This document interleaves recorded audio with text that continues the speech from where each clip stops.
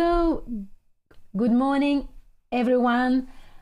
Hope you are awakened. It's very early, but Anna is going to start her second round in Mallorca, and it just will start in some few moments. She is on her way to the board. She's on her way to the board, and she will be there at any moment. And I am Pia Cramling. I'm Grandmaster Pia Cramling. I'm Anna's mother. I will be here to comment on the game. And Anna is playing in Menorca, on Menorca. It's a beautiful island, one of the Balearian islands, close to Mallorca, the more famous island. And she play a big open tournament with close to 400 players. Anna is rated 191 among the 284 in the A group, and there is about, I think, 90 players in the B group also. So it's just such a big open tournament with lots of players from lots of different countries, and it's so strong. Number one is an Indian player, Erigasi Arjun, I think his name is, but so difficult to pronounce, with 2756. And then there are quite many players, over 2,600.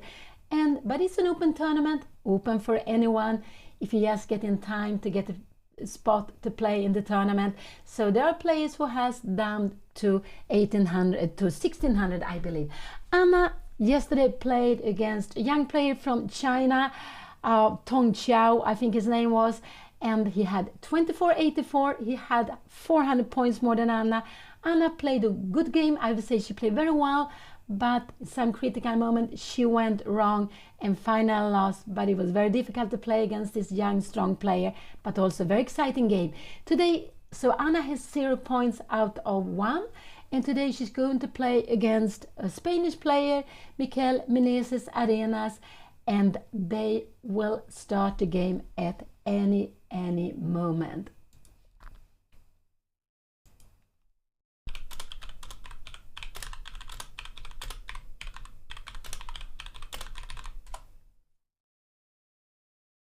So yeah, it's 10 o'clock. It's 10 o'clock. So they should be starting at any moment. And so this is a tournament with classical games. They are playing, they are having 90 minutes for the whole game, and all the time they will get half a minute per move. And today they will have 2 rounds. So there will be round 2 and round 3 today.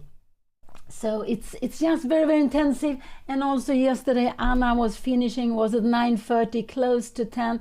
So she started 6 o'clock in the evening. So it's very intensive. Today there are 2 rounds, round number 2 and 3. Tomorrow there are 2 more rounds also. So there are 2 double rounds coming up.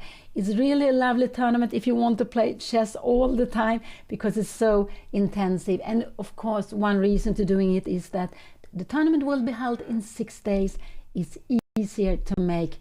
It's easier to come for amateurs who are not playing chess professionally to take vacation, and also very beautiful to come to such a beautiful place like Menorca is, with the sunshine, and quite different where I'm staying. I'm staying in Stockholm, and we are actually having a bit of snow here. So they will start the game at any moment. In an open tournament it can be a little bit late, and I saw that after the first round there are like 122 players with 1 point. And here it came.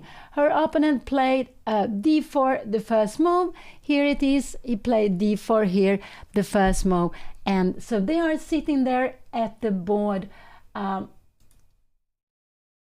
Here we can see them. They are sitting there and at the board, and Anna is also there. I hope she play knight f6. I hope she is awakened, because it's quite early. It has been so intensive. Also Anna needs to do a lot of things around when her games are streamed. So and I also really hope Anna wake up. She's a person who normally like to sleep a bit in the morning.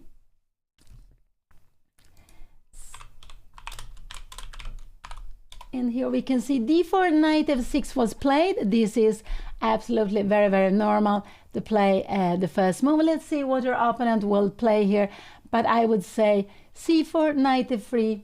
This is the main move. Yes, to grab the center here, or to go knight f3. These are the two main moves, but you can of course play in different ways. And c4 came here. Here it came. We have c4. This is actually how Anna likes to play with white. So now she's a little bit playing against herself with white. And now Anna play quickly e6. We can see that the moves are coming quickly. And this is quite important, because even if they have 90 minutes for the whole game, we could see that Anna yesterday, she got into time trouble. And there is no extra half an hour after 40 moves. There are only 90 minutes, but of course, but very good, they get this half minute per move. So here we have a very, very common position. Exactly the same position we saw yesterday, but then Anna was with the white pieces.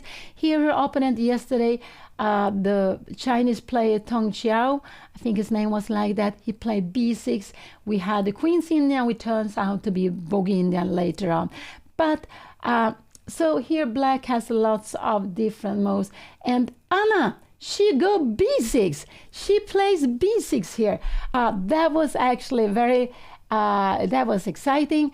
But she's going for Queen's Indian, and this is exactly how her opponent played yesterday. So we see the same moves until now. Will her opponent also go g3 here? I would actually guess that, because it's the most common move to play to fianchet the bishop.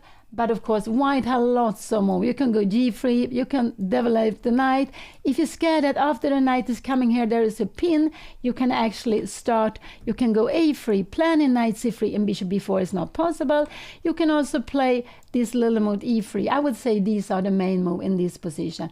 And b6, the idea is to bring out the bishop here. Sometimes it even can go to a6, and after you are keeping control of the e4 square. So this is the plan, that when these pawns are standing here, we can see that this bishop doesn't have such a good future here, so the bishop is coming out to b6. Sometimes you put it on a6 just to attack this pawn and ask white, how are you going to defend it? So b6, now let's see, sorry, it was played. Oh, sorry, they're blitzing out the moves. I'm sorry, I will be quicker. They have played like this. Let's see, bishop b7, bishop g2. Here again, black can play, you can give it check if you want to, but then you should do it before bishop b7. I would say bishop e7 and castle is the most the most common way of playing this position. You can of course also start attack the center with c5. If you do that, c5, then d5 is the main move.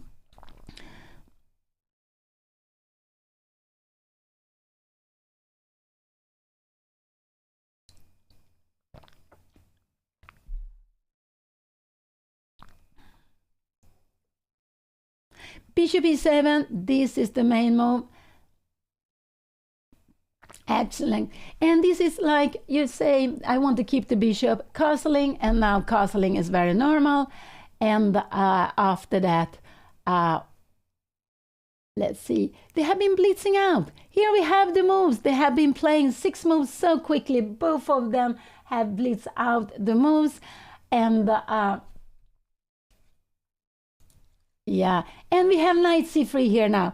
And this is actually the most common move. You are playing for this square. And now, very, very common now, you can go if you want d5, but actually most common move is to play knight e4. So you're a little bit, because with knight c3, white is planning queen c2, and go e4. So white is looking, this is the very, very important square. So white is planning to go e4 here now. And not now, but to prepare e4, because this is what white is dreaming of. And we can see that white has this pawn in the center, so black has given white lots of square in the center, and now it's and black will actually attack it. It's also possible to go d5 here, but then it would be a position which would be a little bit favoring white, because white has made all this natural move. Sometimes white needs to make a little bit artificial move to threaten e4, and here so black can stop it with d5. But I would say knight e4 is the main move. You can also go d5. c5 is not so good move, because then d5 would come and this bishop would be blocked. It would be looking into the wall here. So this is the position, and it's Anna she's thinking here. She didn't have a time to make a video before the game because it was so tense, playing so late, and also she has she also needs to focus on the chess. So that's why she didn't have time to make this small little video she had as an introduction yesterday, but I'm sure she will come back with it before another game when she just have more time to do that. So yeah, we have a very, I would say this is the main position in Queen's Indian when white decide to fianchetto the bishop. A bishop here going on the side, it's called fianchetto bishop, and this is also fianchetto, and we can see how they are looking towards each other. So and it's of course white's plan is to go e4, to get e4 to play. It's not possible now because black is controlling e4 squared with 2 pieces and white only with 1. But this is the plan. White can prepare probably with queen c2 is the normal way, and or also even rook e1, but queen c2 is the most normal way. So here black can go either knight e4 or to play maybe d5. What more can you play here? Yeah, no, I wouldn't say. Yeah, these are absolutely the most normal move. Knight e4 and or going d5. You could even go bishop b4, but then you have gone there in 2 moves, and it doesn't look so normal. This knight doesn't really have a good square to go out now. If you go here, then e4 will come. This would be a mistake, I would say. Knight a5, I think we just can start pushing here. No, we don't want to play anything like this. So knight c6 is not possible because this bishop needs to control e4. e4 is a very, very important square here now, because if white manages to get e4, white will have quite a nice center, because it's nice now also, but it's still this fight for this square.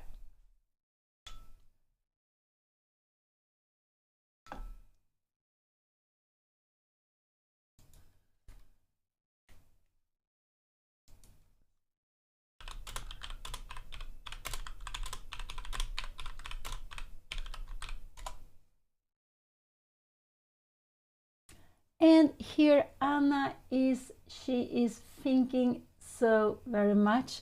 No, not very much, it's just some 2 minutes, and I think it's just quite good just to get awakened, before the game and to feel the position, because this is just very yeah, it's very important, these first moves, that you know what you are doing, that you get the position you want, that it will not be so easy for white in this position. I guess it could be that Anna will go d5 just to keep the center. If you go something like this d6, then I would say that the move like rook e1 and e4 will come. This will actually be very pleasant for it could be very pleasant for white, so you don't really do that. This is actually the main move, and after this black can go queen c2 or you can go bishop d2. This is the most normal, that you will try to that you don't take here, but you can absolutely take it, but that will make it easy. Normally you go here, and then black will have to decide if you will defend this pawn with f5 or if you are going to grab here on c3. But this is one way of playing, and the other one is d5. And we can see that this knight doesn't have so many good squares. Maybe the most normal is if you go d5, you put the knight on d7. So this is why you wait with this move here. You can put it on the rim, but after knight e6, we see, can it come to c5? Can it come to b4? So it's not really such a good move to play yet here.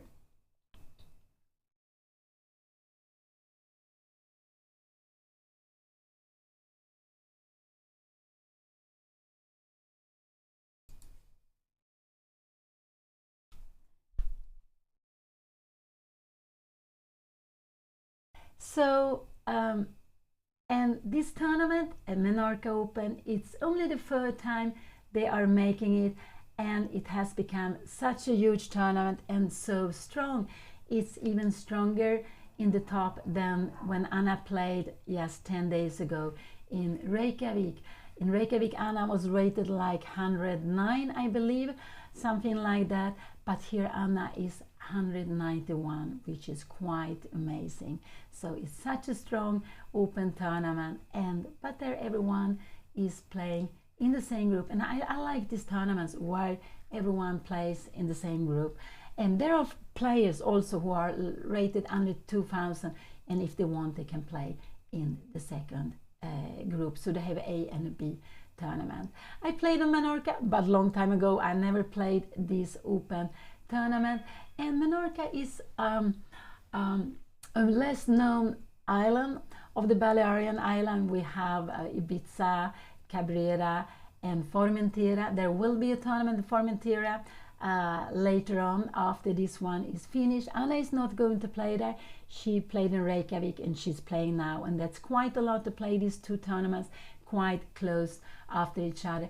But Anna, she likes very much playing over the board. It's quite different to play over the board when you face your opponent, when you play and then when you play online. I would say that both ways of playing is very beautiful, and I, who have been playing for such a long time, I almost always play over the board, and you don't have to go back so long time when it was not possible to play online. So that has really been a revolution for chess.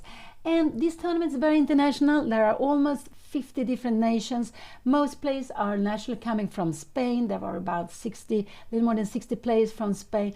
But the second group are coming from India. There are about 30 players from India, and also number 1 Erigashi, number 2 Nihal Sarin.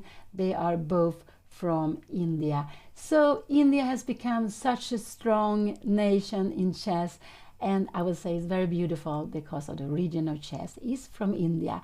It's said that Chaturanga, Indian game, was maybe what after chess was coming up after that. So so now India is one very strong nations in chess, and we will also have the candidate coming up in some few days, where there will see among other players also Gukesh, Nakamura, and they will be so strong in the open group. But there is also a woman candidate tournament, and for the first time in history, I believe, they will be held at the same time. So that will be very, very exciting, also very soon. But now we are waiting here for Anna to play. So she's a little bit taking her time now what she's going to play here. Knight c3 is actually absolutely the main move, I would say. I have played this position myself with white. I also with black, not so many times, but yes, a little bit with black also, but mainly with white. And then knight c3 is the main move. I play that, but there is also another way of preparing with go rook e1, which is a move I played a lot. But knight c3 is very logical. White has developed all the pieces here. We can see all the pieces are developed. Only this bishop need to come out, and for the knight, this is absolutely the natural square. We can see how the knight is looking towards the center, like this one also. So all pieces, I would say white and black, are in natural places. Black only had this little bit, where I'm going to put it. And one idea is probably that this knight most likely will go to d7, but it means you have to move the d pawn. You will need to have to move the d pawn. And normally if you want to put the pawn on d6, normally you want to exchange some pieces, because white has a lot of space, and it makes the position easier also for black also. So that's why this is the normal way of playing. And after here you can bishop d2, you can play. You can also go queen c2. Both of them are absolutely possible. It a little bit depends on what you play. And if bishop d2 comes, you can go d6, knight d7, and then we can see that this knight might want to go to f6, and we see one logic why it's good for black to change one knight here. So knight d4 is absolutely, I would say, the main move in this position.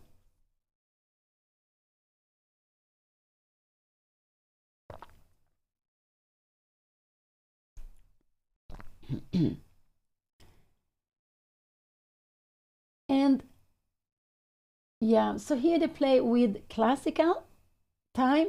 Classical is when you have at least, I would say, 1 hour. Is it 1 hour? Yeah, I think it's about 1 hour for the games, or you have more time. So here they have 1.5 hour, 90 minutes, and always this with the digital clocks that you get half a minute per move, which is so important. So not the player like in the old time when we didn't have digital clocks, then you can get down to 0 time, no extra time, and even if you had a winning position, you could lose on time, which was actually very, very sad. So the digital clocks really has changed it, and I like it so much, this idea that when you play also rapid and blitz, this is the most common now with all kinds of tournaments, that you get little time per move you are making, so you have time to win a winning game, and you have time to design the game mainly on the board. But of course the time is a big factor, and we know Anna likes to think a lot. Her mother also liked to think a lot. We are both, I would say, slow players, but with chess, what we are training every day, which is quite nice. We are training, taking decisions, so it comes a little bit easier after some time. But it's a little bit actually very important that time is a part of the game. If you make the same moves quicker, you will absolutely be a stronger player. So of course playing the same or quicker is very good, and we could see that on her. Anna now has played. She played. What did she play? They have played it. Oh, I'm sorry, I have missed the moves. They have played this, and I'm sorry, I have just missed the moves. And let's see why. So this they played, and she took on d2. This is not the most normal do. She wanted to take the bishop. Now I would say this is just not maybe the most common way of playing. I would say it would be more normal just to just either to stay. She didn't. Yes, I would actually prefer to stay. I don't know why Anna took here. I would say I would go d6, because if you go queen c2, now you can take, and we get the tempo more, because this bishop after d6, you are not going to go away with the bishop. But Anna grabbed this. You can absolutely do it directly, but I think a little bit was in a hurry to do that. So this is the position. This is here. We have, this is the position. It's like this.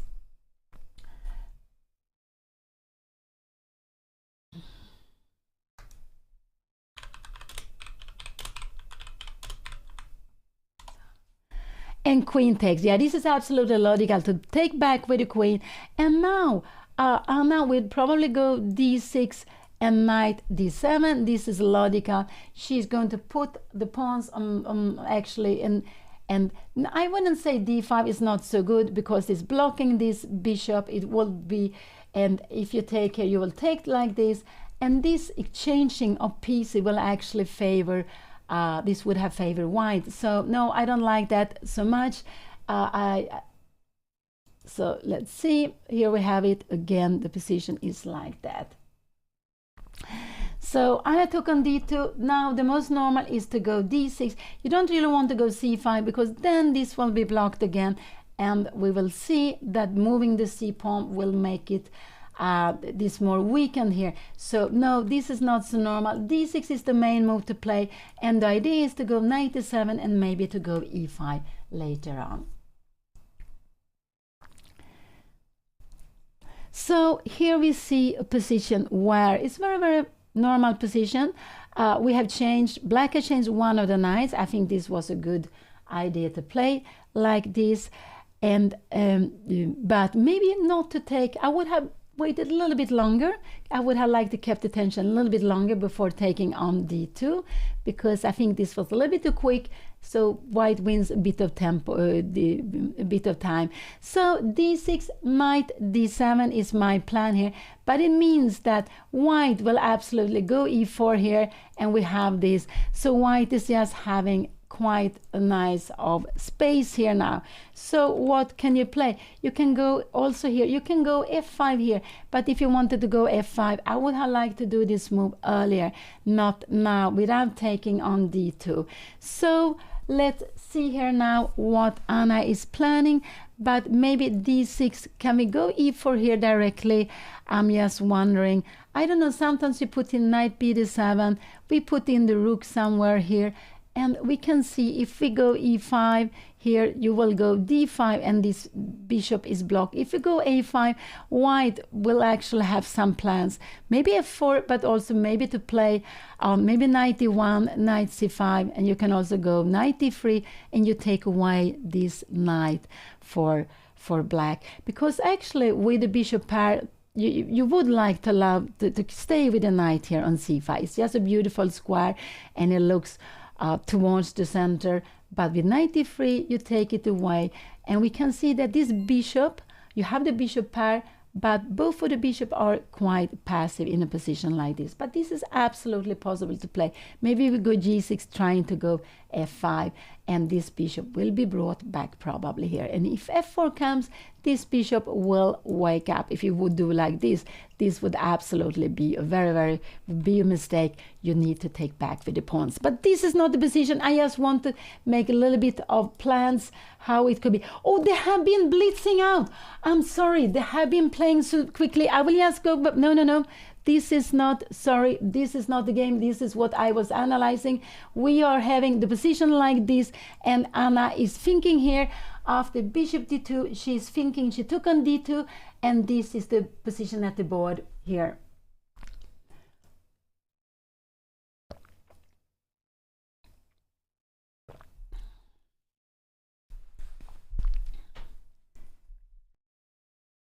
So yeah, I would say d6 is the main move, to play d6, and I guess her opponent will go e4, knight d7, put the pieces like this. And can we do e5? Maybe, I am not sure e5 is the right. Maybe you just stay here in the center, and we can see that black has got one pawn here on e5, but it's not so easy to find good squares for the pieces. This is actually quite pleasant for white, I would say.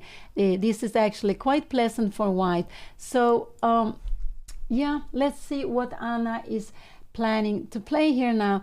But I just feel that this is a position where white gets the center. What black has got here is the bishop pair. So Anna has got the bishop pair, but there are no open files for the bishop. So the bishop pair, you cannot use it yet. And we can see now how Anna starts to think a little bit. Her opponent has been playing so quickly. Here he hasn't used any time. And so it's Anna. She is deciding what plan she will play in this position. But for me, this, I don't think another move. This is absolutely the most logical move to play here. d6 and e5. Anything else? Yeah, because this is absolutely logical.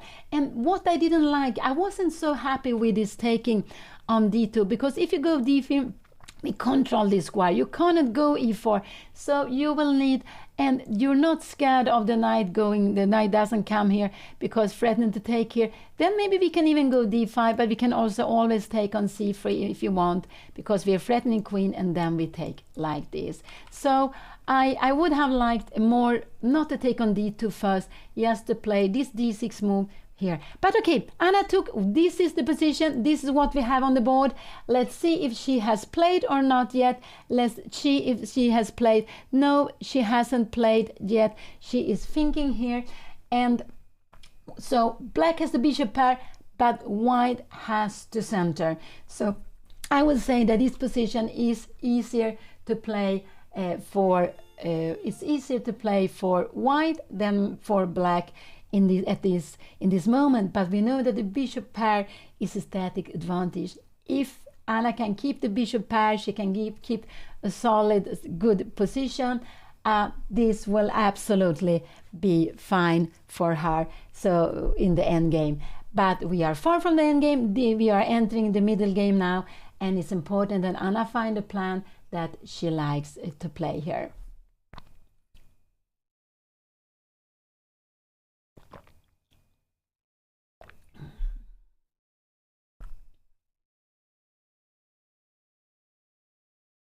And we can see both of the players very well focused.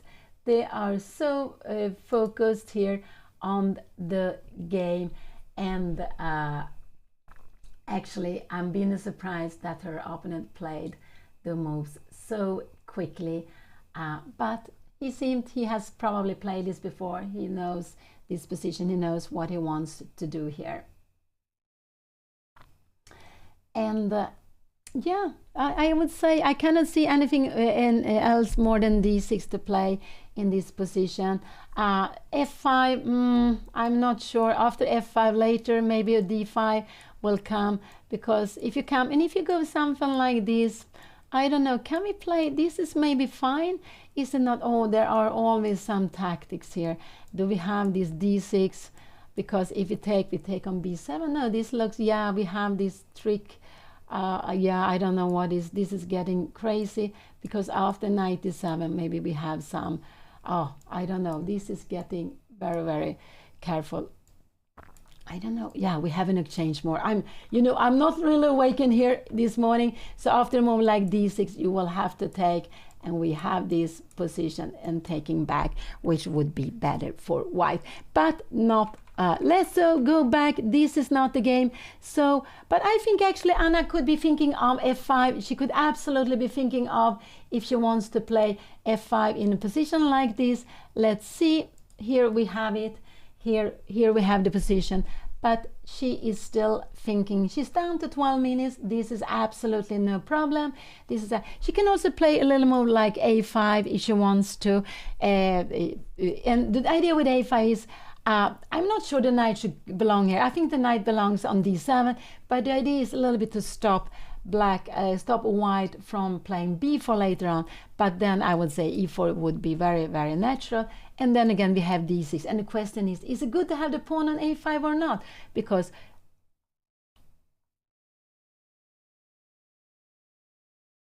oh, I'm sorry, I have been looking at a completely other game, and this is the game that has been coming up. I don't know why. I'm so sorry for this. This has been, I'm so sorry.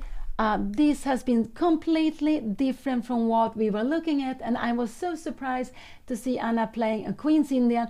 But we have seen here, I'm so sorry, we have seen here, this is a London system. This is position I've seen Anna played.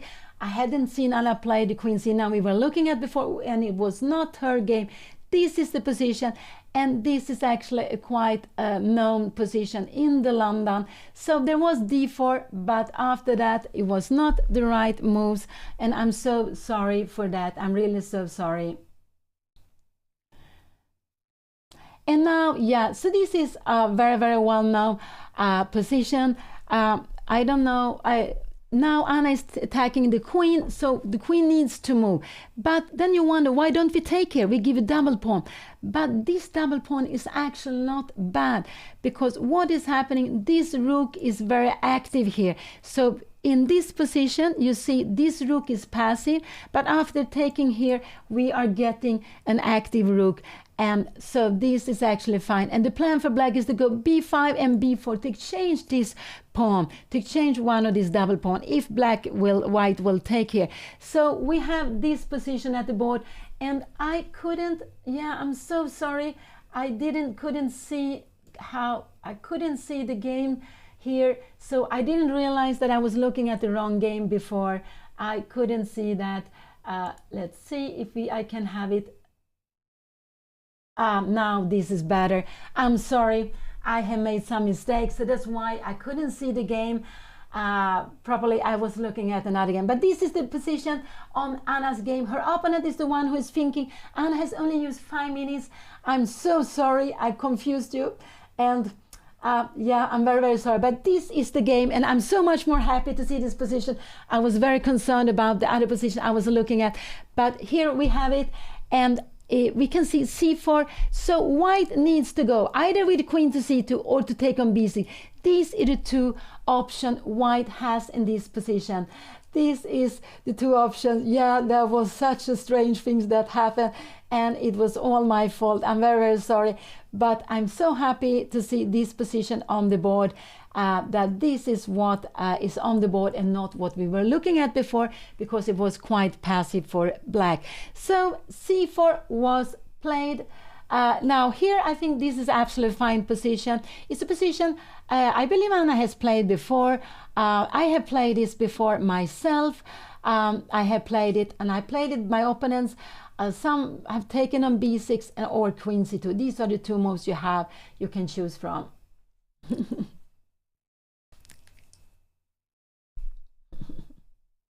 Oh, yeah. I'm so sorry. I just like to concentrate and commentate on Anna's game, not on another game. But I was so surprised when I saw that.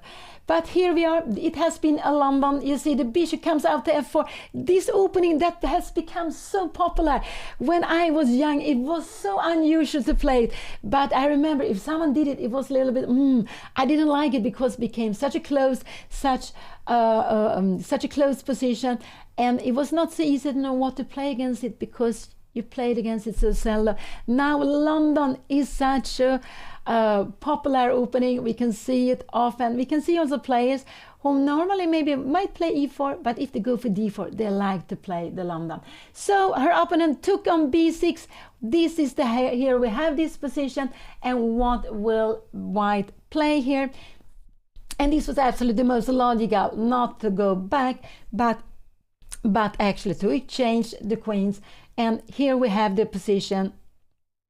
And actually now there are different ways for white to play here. You can play slow move. You cannot challenge the pawn, because we see this the problem. Now we see the rook is here. This would just, you see, it's not possible. So it's not possible to challenge this pawn. If you want to challenge this pawn, it's actually the way is you need to develop knight to d2, bishop e2, castling, then you can start go b3. But black is running up with the plan b5, b4. Knight e3 is actually a possible move to play, and the idea is to come to b5.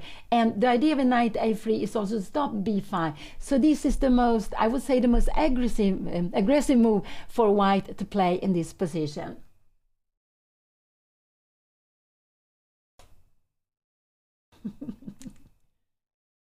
Yeah, it could be queen c2 is better, but I would actually say that yeah, it could be that this endgame is considered completely fine for black. Absolutely, that going back, but after you go back with the queen to c2, black can still play very actively. I would say it would be about an equal game. Here it depends on, I think it's about, it could be about equal, but black has a very, very clear plan.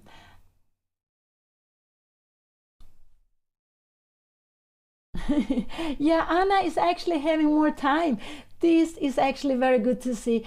And I think that Anna realized after yesterday that these games with 90 minutes for the whole game is quite a short of time, that you need to have the time when the critical moments come. And we could see that yesterday with her opponent, who was very young, only 15, 16 years old, but with a high rating, and he took some time and now we saw knight bd2 came. This is what he played knight bd2, and this he did develop. He looking for e4, but now I would say, and now his plan is, and I need to go b5. He is planning a3 and moving the rook. So this is a very important move, because after a3 you have b4, you want to exchange it, and when you take back, rook c1 comes, you come here. But this is absolutely something which is a little bit more pleasant for, I would say, it's a little bit more pleasant for black, because you actually have a plan of going b5, b4 again. I don't know if you have time for this, to play this. I don't know if we can we go bishop f5, maybe knight c3, and we go e6 here. Knight b3 is not a problem here, because we actually only kicking the knight. And if you go here, we can see that this knight doesn't have any future. It will probably just be trapped. So knight b2, now it's one of these moments we put up here on the live board like this. This is the position. So now white is planning a3 and moving the rook, And so this is why it's important to go b5 here, I would say. Some people, I would absolutely play b5 here. This is what I like to do. I'm planning b4. It's not necessary to play that, but this is a plan I like to do. If you play something slowly, we go bishop f5. White will have possible to play a plan like this, e6, and then you start developing. You have this hole here, but black will not be able anymore, because castling here, you will not be able to play b4. So you will stay with the double pawns here, and there will be not so much happening here because there's no squares for the pieces to get in. So Anna played b5, she played b5. This is what I also would have done in this position. And this is probably what I also have played in some game. I just like this plan, b5 and b4, just to exchange the pawn. And then we can see, if you look at the pawn chain, this is always very important to do when you have a position. You see here, the pawns here, they are all together. And also white has a pawn chains, they're all together. But let's say we go here, we go b4, take, and take. Yeah, now this is actually maybe getting, I don't know, castling. I don't know if you can take on a2, probably not, bishop f5. But we can see now that white has two pawn chain, while blacks, they're all still all together, and this can always be played with b5 to defend on c4. So this is b5 was played. Her opponent played quickly also. They are both playing. I guess he played bishop e2 here now. Did he play here now, or did he play? No, he's thinking. He's thinking. I don't see the clock so well. I can see the clock, but I cannot see if it's white or black time on the clock. It's another kind of clock. I also use myself, but I cannot see if it's white or black. But I can see that it's white to move after b5.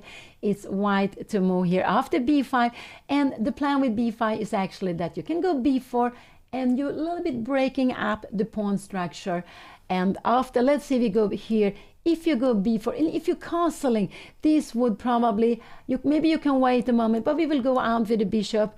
But sooner or later, I don't know, now this is a very important square. If you go h3, maybe we will also put a little bit h6 here, or we will actually, to keep it, maybe we can go e6. We can also play something like this. And later on, we have this pressure here, rook a1. But this bishop is important to keep, so you don't have rook to b1. These things could be very important because pawn on c3 is very important. We have it, otherwise we get a pass pawn on c4. But this is not here. Anna played b5. This was a very, very natural move. I would say this is the move I like to play. It's not the fourth move. It's not the only move. Maybe it's not the best move, but I would say it's one of the one good move. And it depends on the plans, but I myself, I like very much this plan of going b5, b4, and changing one of the double pawns, yeah, to open up on the queen side. So the queen side will not be locked, and that the play will be mainly in the center. Here we will have play on the queen side. We might have play also in the center. There is some ideas for white sometimes to try to get in e4. Here we can see it looks so difficult, but the idea is to get in e4, and then sometimes you will try to win the pawn on c4. But here this is not possible yet, absolutely not. But sometimes it is in the air for white to play e4 in these kinds of position. So we have reached an endgame already after 9 moves. Is it 9 moves? After 8 moves, we reach an endgame. And that is very exciting. I love to play the endgames. And we can see it's an endgame with all pieces on board. Only the queen has left. What did her opponent play? He played bishop e2. He played bishop e2. That was absolutely a logical move. He played bishop to e2. And here we will put it like this. He is just developing the pieces. So what could Anna do here now? She can go bishop f5. But if she go bishop f5, knight h5 might be a little bit annoying. She can actually go h6, castling, and now she needs to do, she wants to go here, or if she goes here, if she goes b4. I really, but maybe, yeah, this is the plan I would like to play. Maybe Yeah, so maybe this is too slow with h6. I would actually go b4 here in this position, and if you take here, maybe you can go castling and bishop f5. This is how I would like to play this. I'm not sure what is the right, if it's a g4 coming now here, but now we might even have h5 move and we go e6. And f3 is coming. Now something happened. I'm sorry. Now it happened. What happened? It was lost. We will get back to the board. I'm not sure exactly how the move order was in this game, so we will put it like this. This is what they played. This is the position. I don't know why it went away, but we have it here now. Take here, knight b2 was played, Anna played b5 and bishop e2. Here we have the position again. This is the position at the board, and Anna is thinking. I don't know why we lost the connection, but this is the position at the board.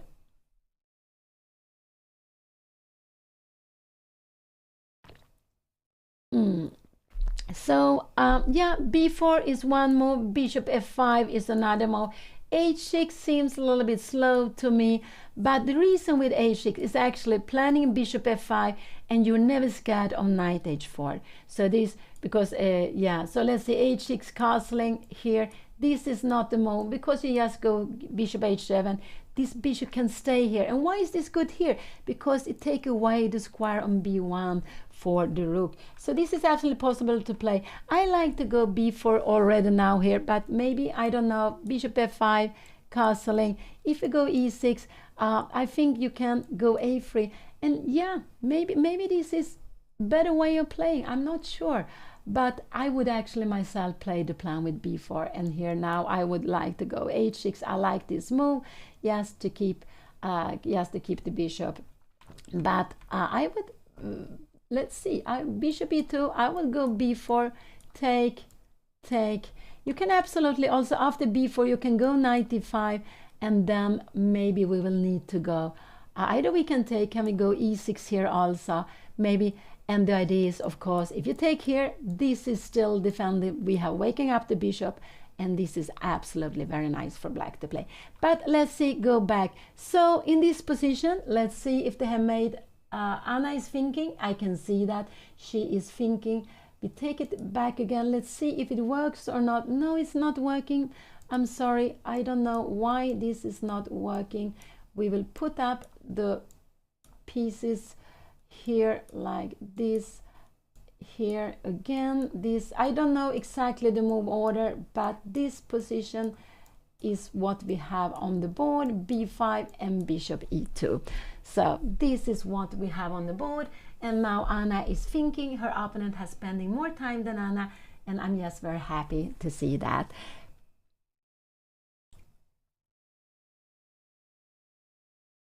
This is the second round in MENORCA Open, and Anna lost the first round. She and her opponent, both of them, are having 0 out of 1.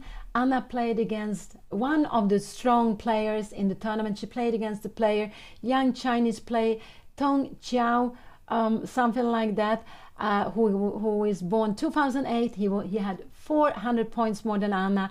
She played a very good game, I would say, yesterday. I like how she played, but in some few moments she went wrong. They also came into an endgame. She was under pressure, but if she had found the right way, putting the queen behind her opponent's pawn, it would have been equal. But chess is so difficult. So Anna lost the first game, but it was a good game. And here she's playing her second round. She's playing her second round against Mikel Meneses Arenas.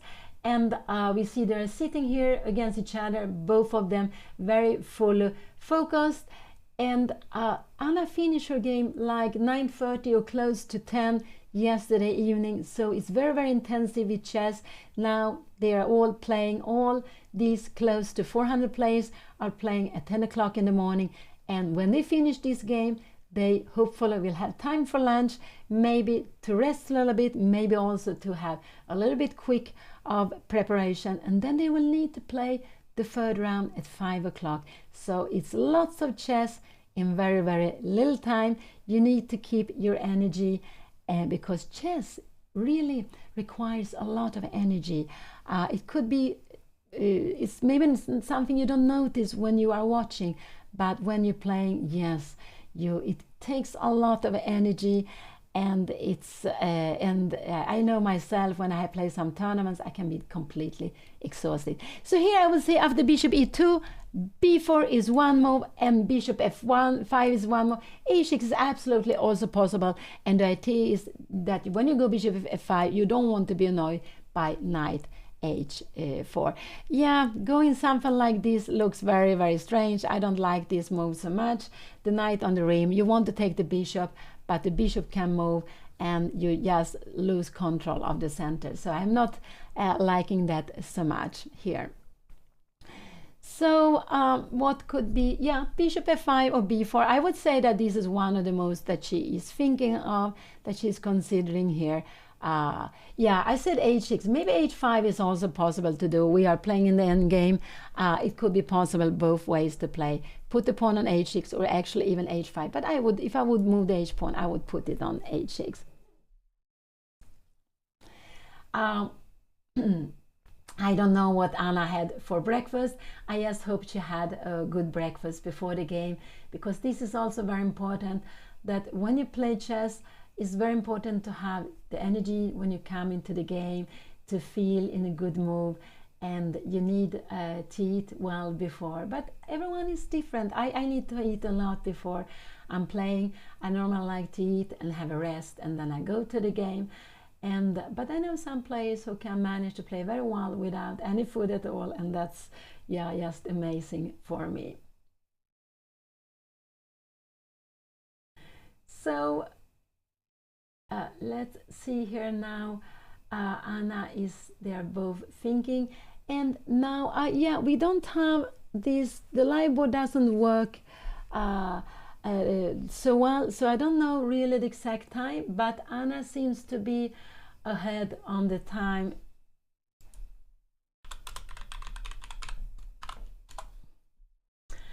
She seems to be ahead on the clock still. So we can see them both having water. I think all of the players gets water, and that's very good. I myself like to drink a lot of water when I'm playing the games. Actually, it's when I drink more water than ever is during my chess games. And here, so b5, b4 and bishop f5, I would say are the main moves here. You don't really want to go e6 because this bishop is behind here. It looks so passive. You want to bring it out. If you don't go to f5, you can go put it to g4 also, but f5 looks like such a normal place to bring it. And if you go castling here, you will have to decide if you want to play this plan with b4, which I like quite a lot, but otherwise you can play e6, and then black has this a3, and then you actually have this beautiful plan. I just want to show you here now. Maybe we can go bishop e7, but I'm wondering we can maybe move this knight over here all the way also. This is actually sometimes a possibility, but maybe this is not so good in a position like this. Probably we would just take on e5, but I wanted to say that this knight coming here, which means that this pawn can only be defended with the rook on a2, which is quite passive. So but knight e7 plan can also maybe be trying to get in f6 e5. I'm not sure, but it could be absolutely. So let's see how Anna will play. Will we try once more with the live board, and we have it here now. It works. I'm so happy now it works. We also have the time here. We can see that Anna's opponent has been spending 25 minutes plus 4.5. Yeah, he has been spending half an hour. Anna hasn't spent so much time, but now she starts thinking of the game.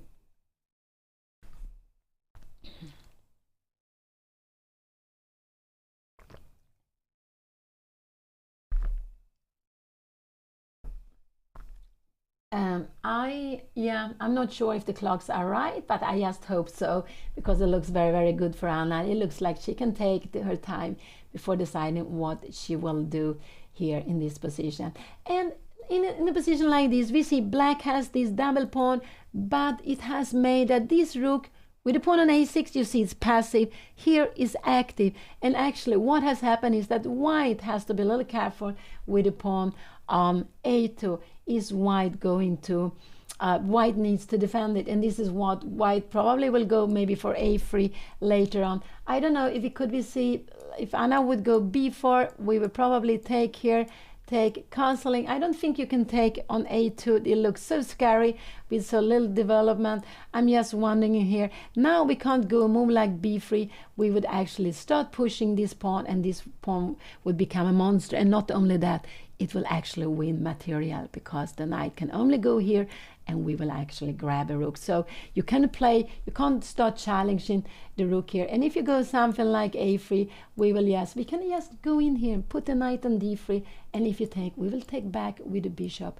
and we have a very good bishop here. And we have this plan of breaking up with b5 and b4 also later on. So let's see, what would I do? I would probably go b4. This is because it's the plan I like, but it's not absolutely sure this is the best plan. But I like to open up on the queen side, but maybe that is not actually the best way to play. Maybe just go out bishop f5 or h6. So this is actually a good moment for Anna to spend some time. I think so. I think it's actually very good that she's spending some time to decide what she wants to play. And this is just a very, very well-known endgame in the London system. And now these days, sometimes white play in another way, just because white don't want black to be able to get this position, because it's about equal, but black has no worries, not here now. If black plays fine, this is absolutely a fine endgame to play. You're happy to play this endgame with black, and so lots of white players don't want to allow this. It looks like Anna, is she going to play here now? No, she hasn't made up her mind.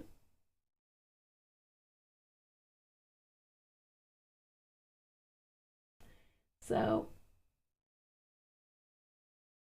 but so focused. Yeah, I think she is on her way to play her move. What will she do here? I don't know. I think maybe bishop f5 is what she will play. I think maybe bishop f5 could be the move that she wants to play here now. So exciting. Yeah, now we have the real board visible. We saw something else before, and I was so surprised to see that on the board. But here we have a more familiar position to what I've seen also Anna play before. And it's actually very exciting to see also the players, not only the board, because even if this is a very quiet game, you're not speaking, you have a whole playing hall with so many players together, it's probably very, very quiet. But looking at the players, some players don't show anything, other players you can see when they look like they are on the way to move. Now Anna is relaxing back, she hasn't made up her mind yet, but it's just so actually exciting to look at all of this, to see the game, to see the players, to see what their feelings. Some show some things, some players don't show anything at all, which is quite amazing. And I really, really love this. And before it was not possible, and we didn't have the digital board, we couldn't follow the games online. There used to be this big demonstration board, and actually when it was the interzonal on Mallorca, was a 70, oh I should know that, 69 or 70, I think it was 70, which Bobby Fischer won. Juan Bellon, Anna's father, he was actually he was actually taking care of all the demonstration boards. The first, I don't know, it was first 2-3 hours. Afterwards, there were several taking care of them together.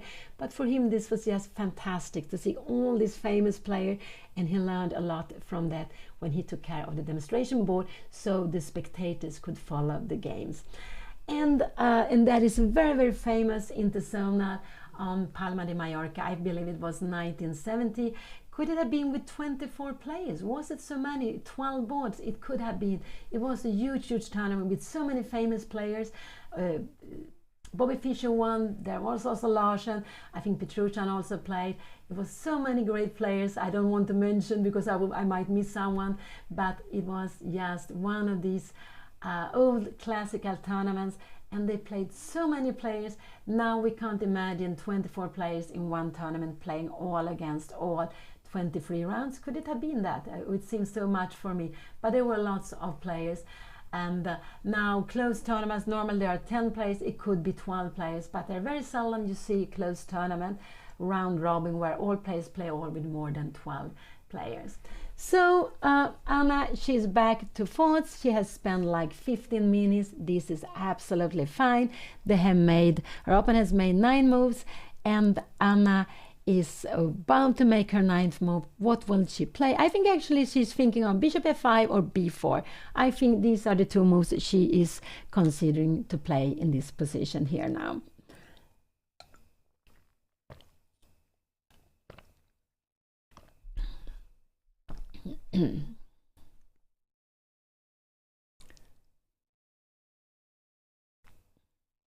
And it's quite, such a special position with all the pieces on the board, all the pawns on the board, but only the queens has been exchanged. And so, yeah, and already on move 7-8, we are getting into the endgame. That's quite unusual, I would say, but it's a well-known position, and White has decided just to develop. So if White could play what I just wanted to, let's say Anna go bishop f8 castling and Anna go e6. Now this would be a mistake because we have bishop a3 and bishop b2 is coming. There's no way of defending the pawn on c3. So this is actually important to see. But Black couldn't stand of this move here after bishop e6. I don't know if White could play a move like this. b4. The planning is a4, but this would also not be good because we have rook a3, rook fc1, and Black will actually plan to go here, go castling, maybe king d7. I'm not sure whether king is better. Probably king is better castling, and you put the other rook here, and you will have pressure against a2. Anna played. She played. What did she play? What did she play? She played b4. She played b4. Let's see here now. Let's see what will she played b4. I guess this is a plan I would have played myself also. It's not sure this is the strongest move. Let's see, take here.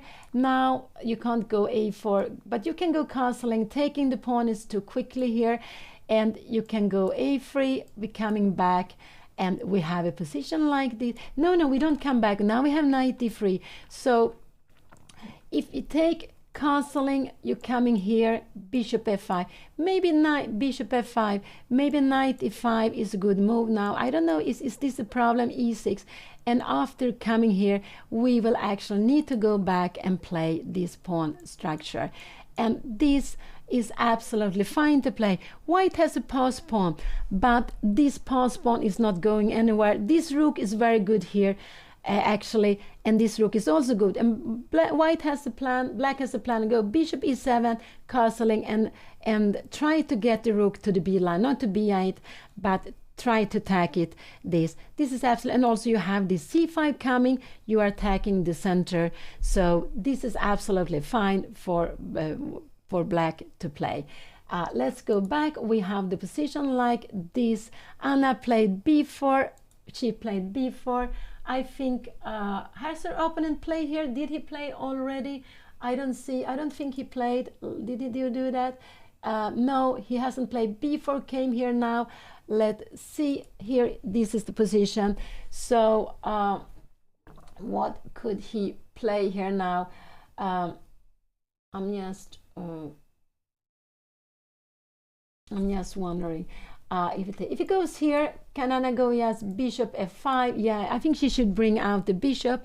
If knight h4 comes here now, I'm just wondering what will happen here. Rook c1, how is the position like this?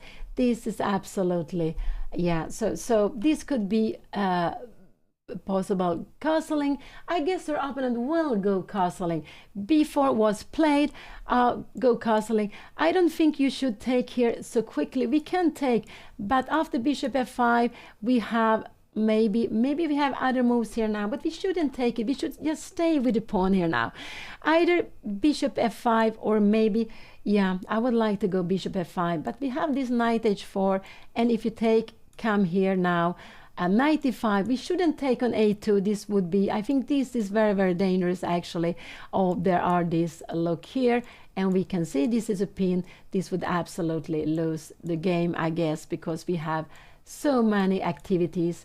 We just bringing down the pieces, and this pin is just terrible. There is also mate on last rank here now. This would actually be losing. I will just show you if you do something here. I just want you to see that we have this mate here now. So this is absolutely not possible to take. But what he hasn't played, this is the game.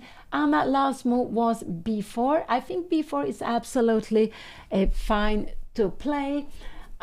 It's absolutely fine to play also, even though you're a little bit behind with development, and maybe this is what white will say. So white, if I go castling now, I just want this to stay here with bishop f5.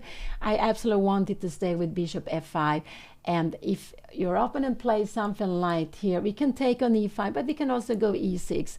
And this is absolutely fine to play, because we need to get out the pieces. Bishop e7, castling, we need to get also this rook into the game. And we are not scared of playing a position like this. This is absolutely fine to play. This is absolutely fine to play.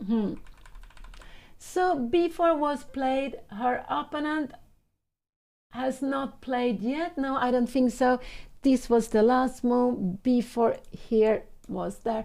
Let's see if the live board is working, and we have it here. Yes, sorry, here we have it. b4, here we have it. And but now I would say the logical is to go castling or to take on b4. This is the logical move for white. This is absolutely the logical. Yes, one is because if you take here, I don't want to take on c3 already because you're so much behind. I want to go bishop f5 and e6 here first. And but this move I would say is a little bit annoying. If you're coming back here, this is not so well placed here now. Maybe we will coming back. We have got this move for free, but the bishop is not so good here. So it could be, we could maybe also go bishop g4 here now, but I'm not sure how a position like this will be. Rook fc1 in e6, and could we start going some b3? No, b3 is not a good move.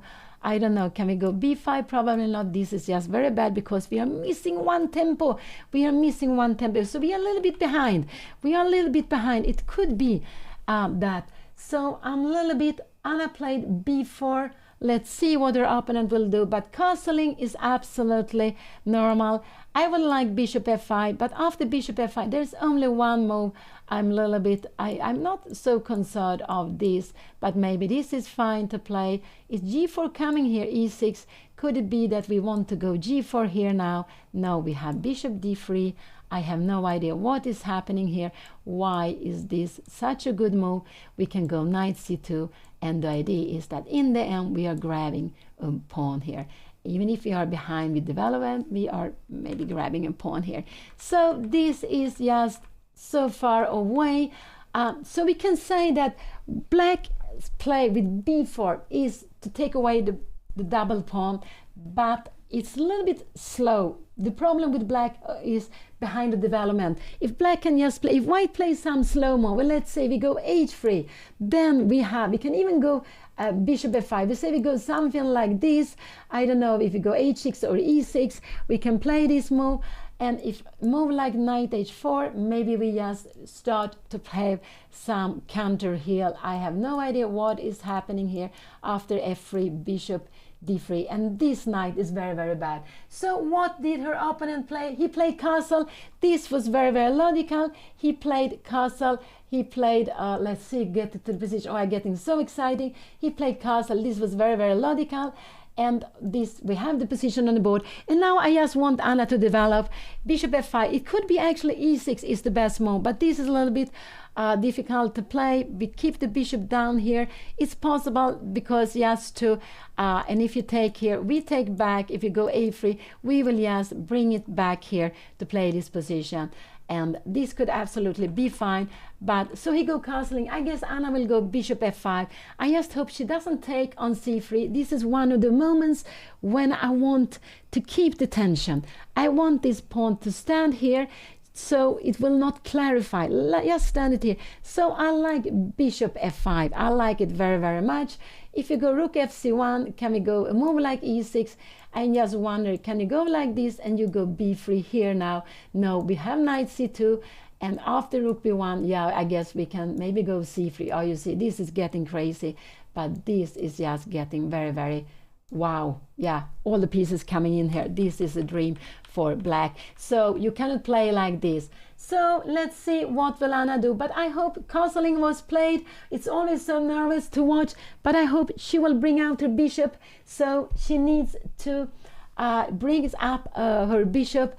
I like to bring up the bishop, but it's not necessary. It could be that e6 is a better move, but it means, yes, because she's behind with the development. We can see that white has developed all these 4 pieces, and the king Anna only 1 and 2, and there is still 1, 2, 3 moves to get away with the king, to get the king, and to get, more than anything, the rook to play, this rook to play. So she needs to develop her pieces. And so I just don't want her to take on c3, because it can be that taking here, it could be rook to b1. That could get very, very annoying here. Then you probably want to keep, maybe you want to be like this, and after rook here now, can we go something like this? I'm just wondering when, oh no, we tag it. You know, I'm a little bit too tired here now. So, but anyway, I prefer to keep the pawn on b4.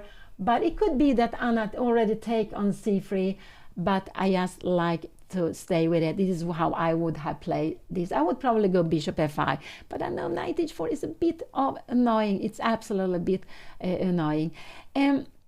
Let's see here. Anna can absolutely get norms here. It depends on how she's playing. If she's playing very well, she will play against players with titles. She can actually play, get a norm. Anna is a woman, FIDE master. She would love to become a woman international master or a woman grandmaster, and above that is international master. She could also become a FIDE master, and that is, I don't know what is more difficult to become.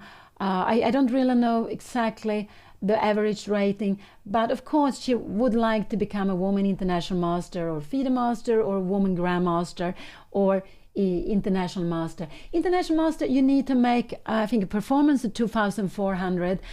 For woman grandmaster, I don't know if it's 2,350, 2,300. I'm not sure about that, how it is. And for grandmaster,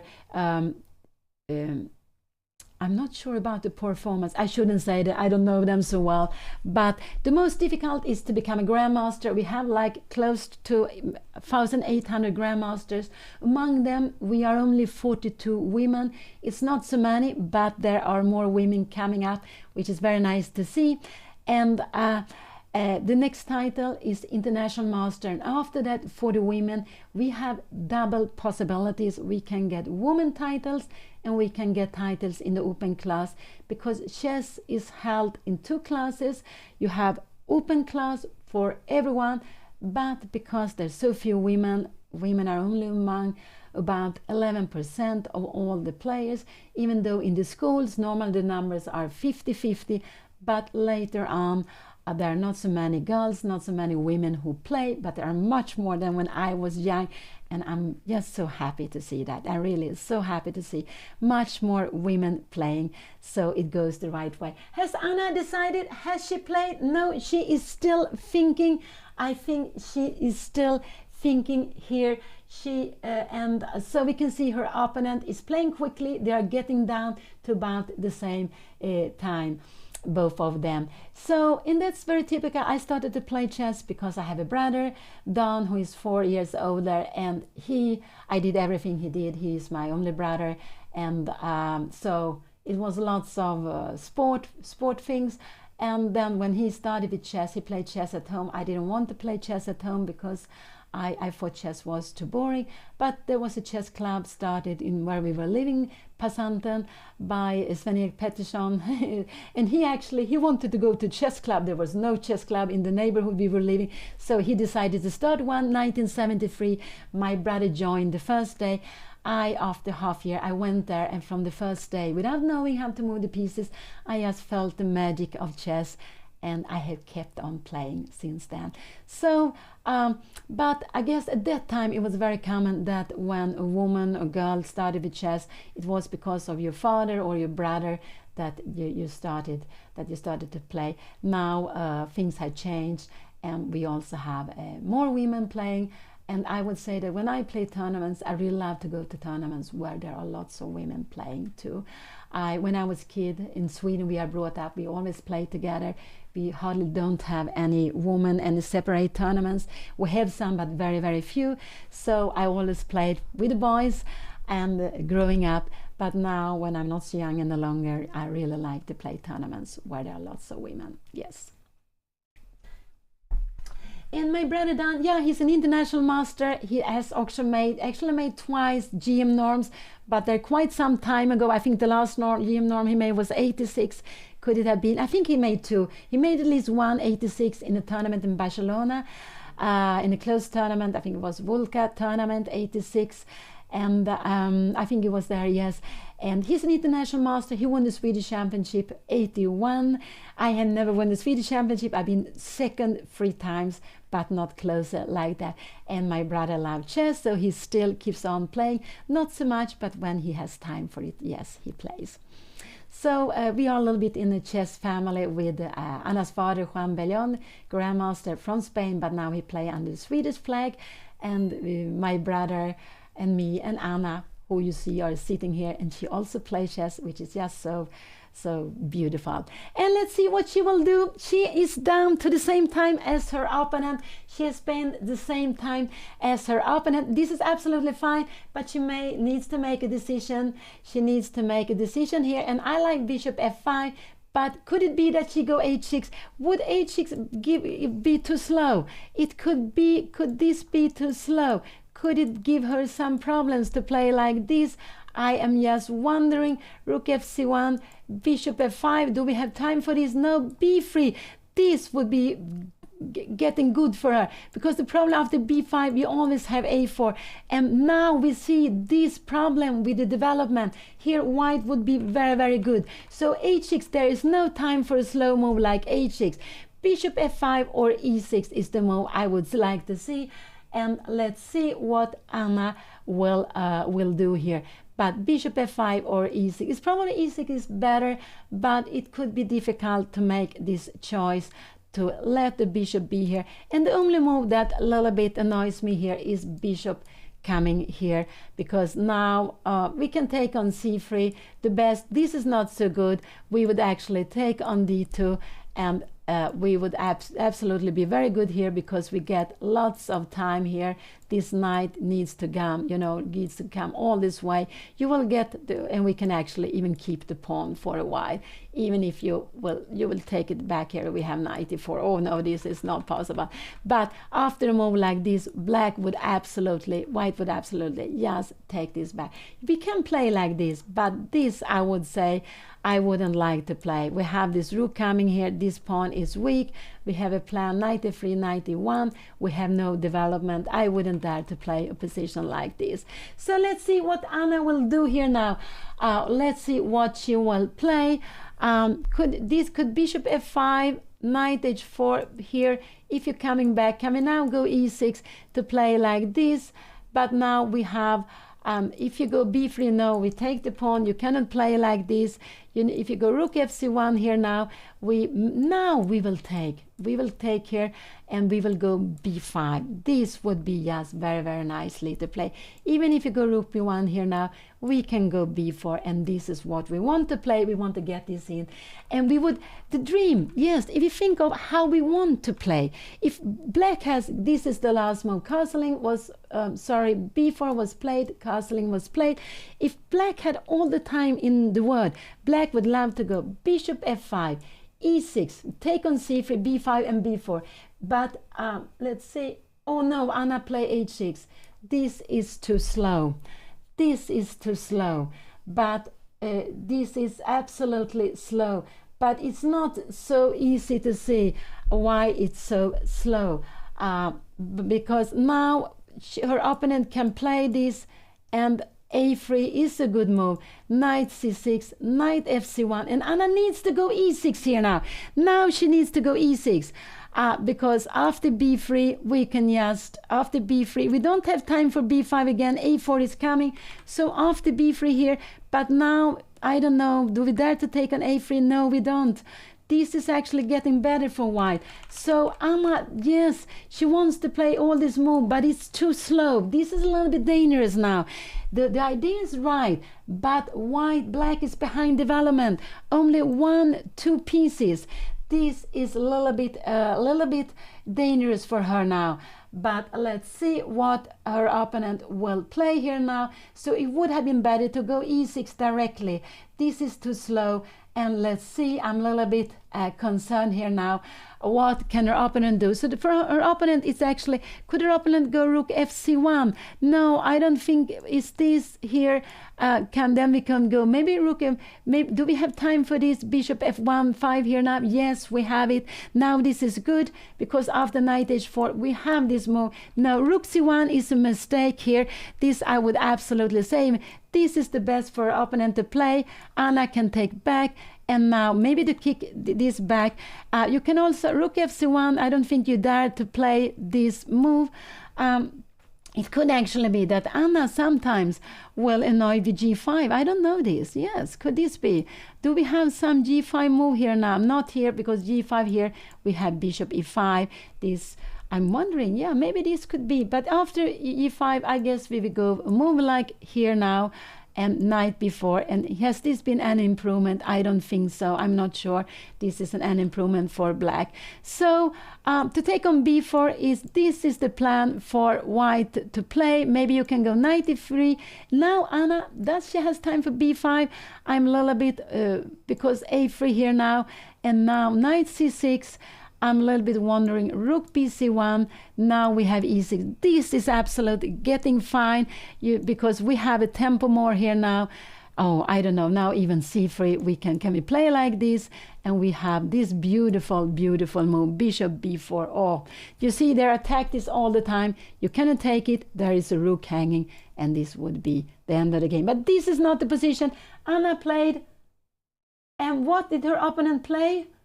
He played, what did he play? He played quickly. I think he took on b4. Did he take on b4? What did he play? What did he play here now? He played something. He played e4.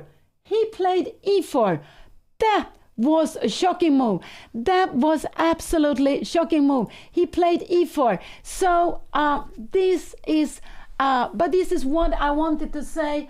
With e4, so his idea is who wants to win the c4 pawn. I'm just wondering if we take with e4 here now, well, Anna, then he has knight e5, and Anna can go knight e5. It will be craziness. The best thing Anna can do is either to go e6 or to take, but I think she should keep the center stable. So this was a plan I mentioned before, that sometimes you want to go e4, you want to give e4 pawn, and you want to take on c4. So Anna can actually go e6 here now, just to keep the center. She could do that. Is there any advantage to take like this first now here?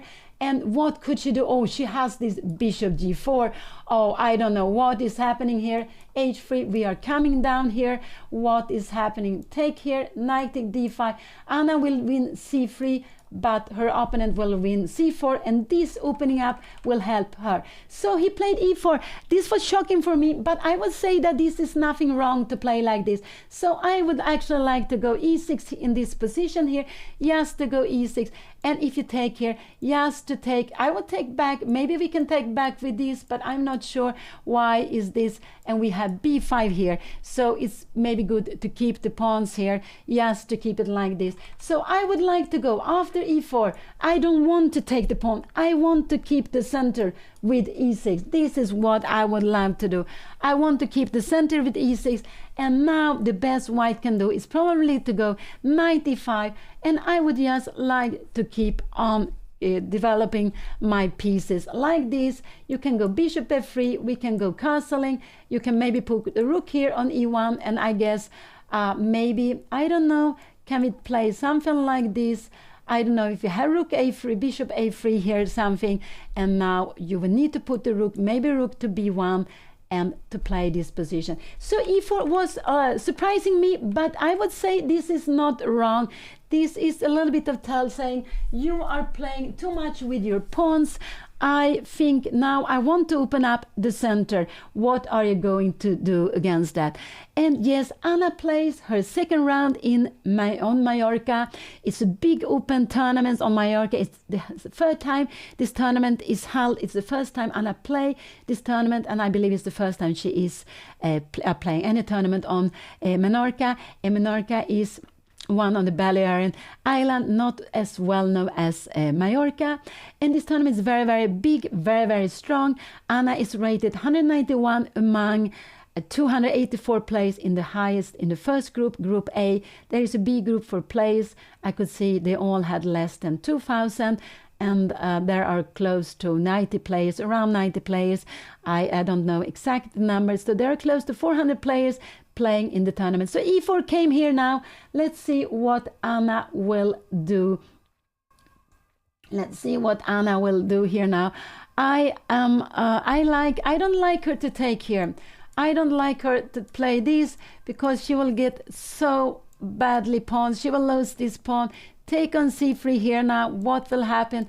Take here, bishop takes c4. Yeah, we can play this e6. And what is this 4-5? Anna stays with the pawn more, but this one will rook after rook fc1, 95. If you come here, yeah, maybe we have bishop a3. We have the rook somewhere. And this is open up the position. We make castling, and I have no idea what is happening here. This is absolutely, maybe it's about equal position. But now we see her opponent, and actually her opponent play against some of the principles, which is quite, I would say is nice. Develop the pieces, and when he developed the pieces, he decides to strike in the center. He decides to strike in the center. And I didn't expect this move at all. Not at all, I would say. It comes a big surprise. But I would like to go e6 here now. I really would like to go e6 in this position. But he wants to say that you have lost tempo, time with this h6. This has been a very slow plan. Now c4 is less defended. I want to break up the center.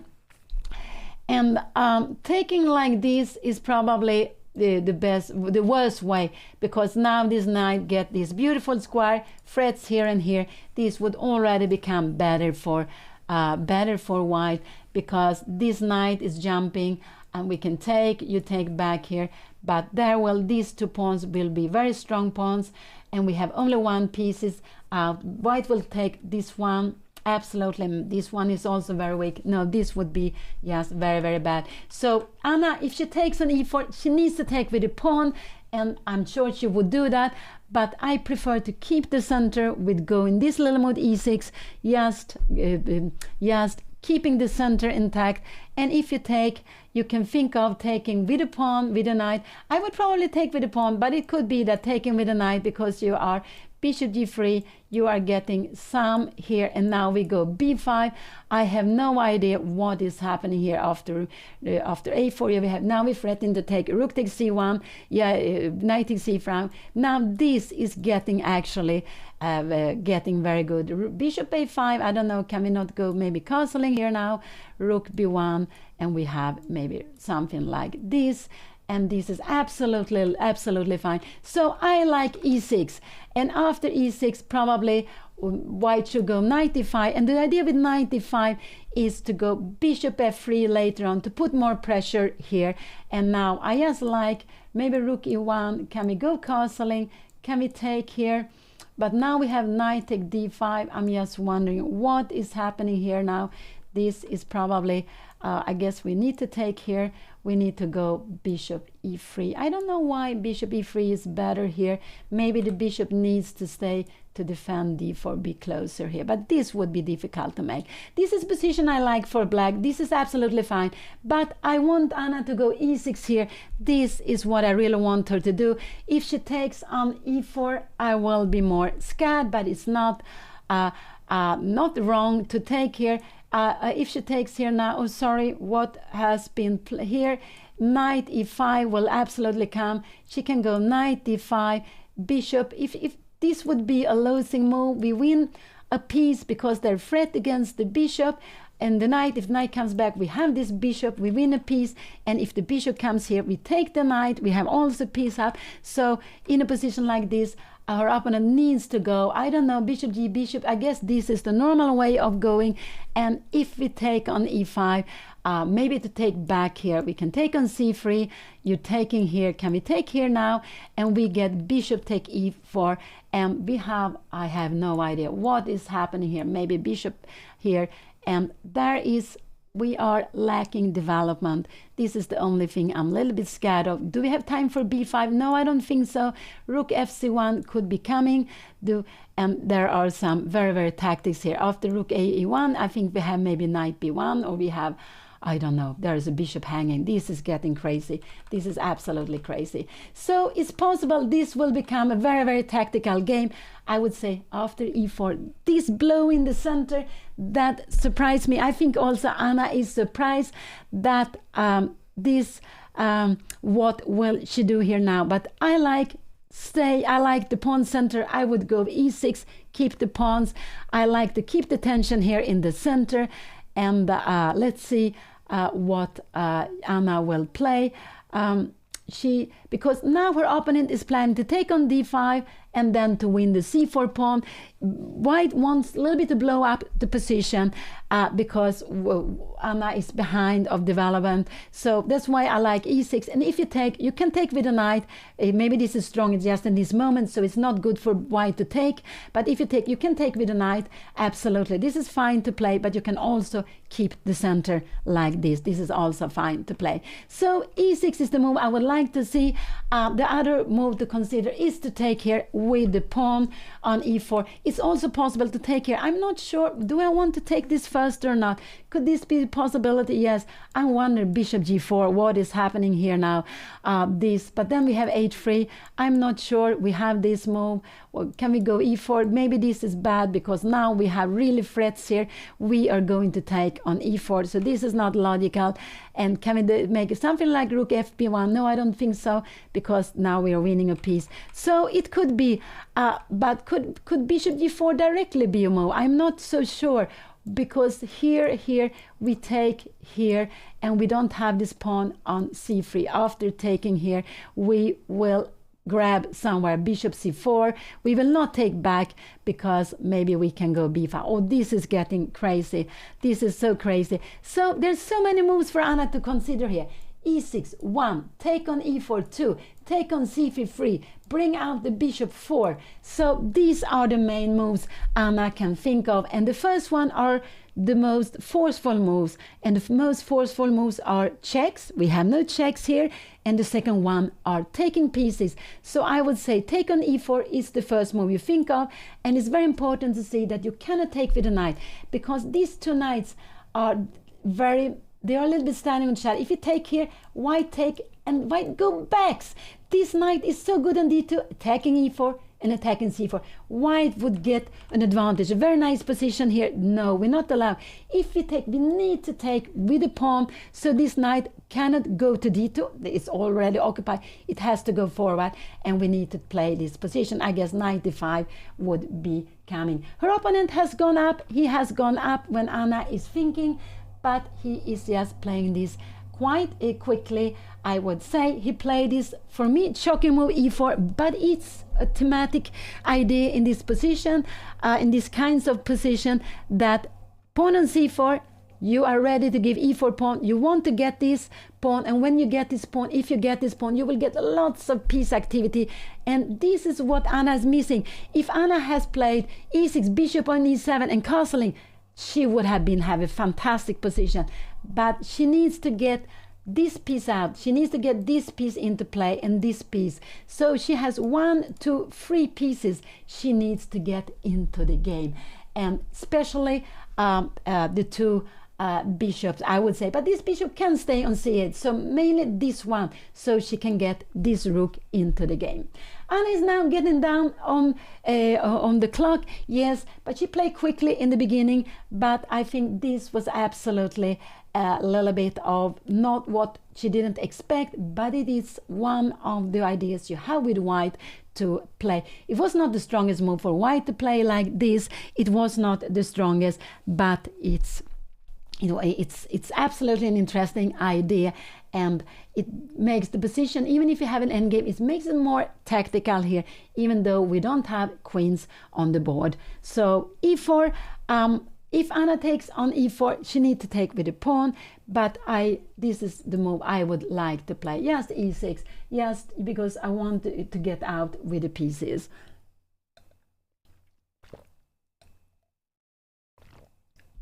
And this has been, look at the bishop here on f4, it has been a London.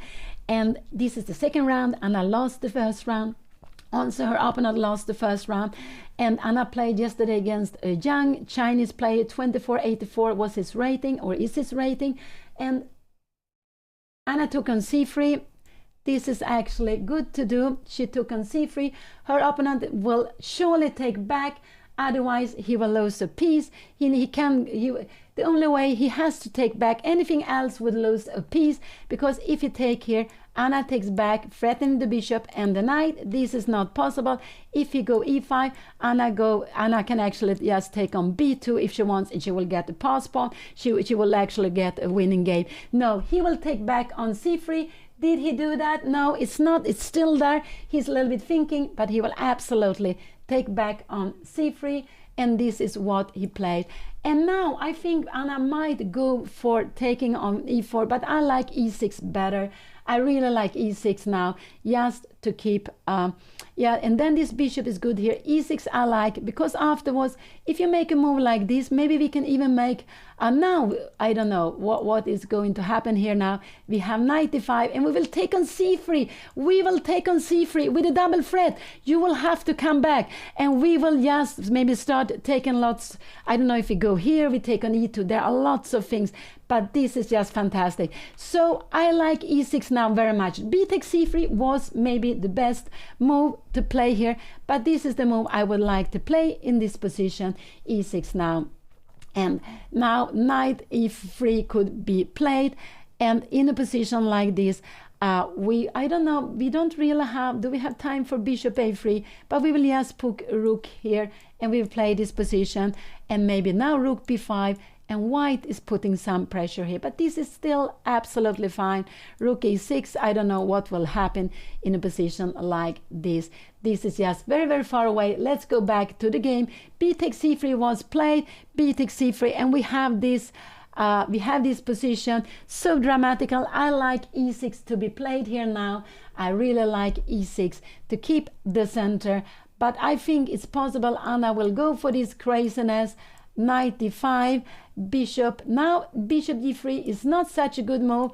If you take here, if you take with the bishop, we will go b5. I have no idea what is hanging here now. Here, do we have something like, yeah, I don't know, bishop f5, we might be able to go bishop f3, and here we see there's a pin, we need to go e6 and to play like this. This is absolutely possible to play this. We will give away the bishop pair, king d7. No, actually, we can play. What is happening? These are the moments which are just impossible. These are absolutely impossible. That a position like this is actually better for black. Even if you go back with the bishop, if you go bishop b4, we have a check and we take the rook. We play the exchange down, but we have. So what will Anna play here now? Has she played? No, she is thinking. She is thinking. She is thinking. Yeah, she hadn't made up her mind. Yeah, I would also say that when you take on c3, you know normal what you want to play next, but she hadn't made up her mind, I guess so. And also don't forget, this is a morning round. I would actually say that the morning rounds are coming. The morning rounds, the games are played slower. The moves are coming slower because you're not awakened.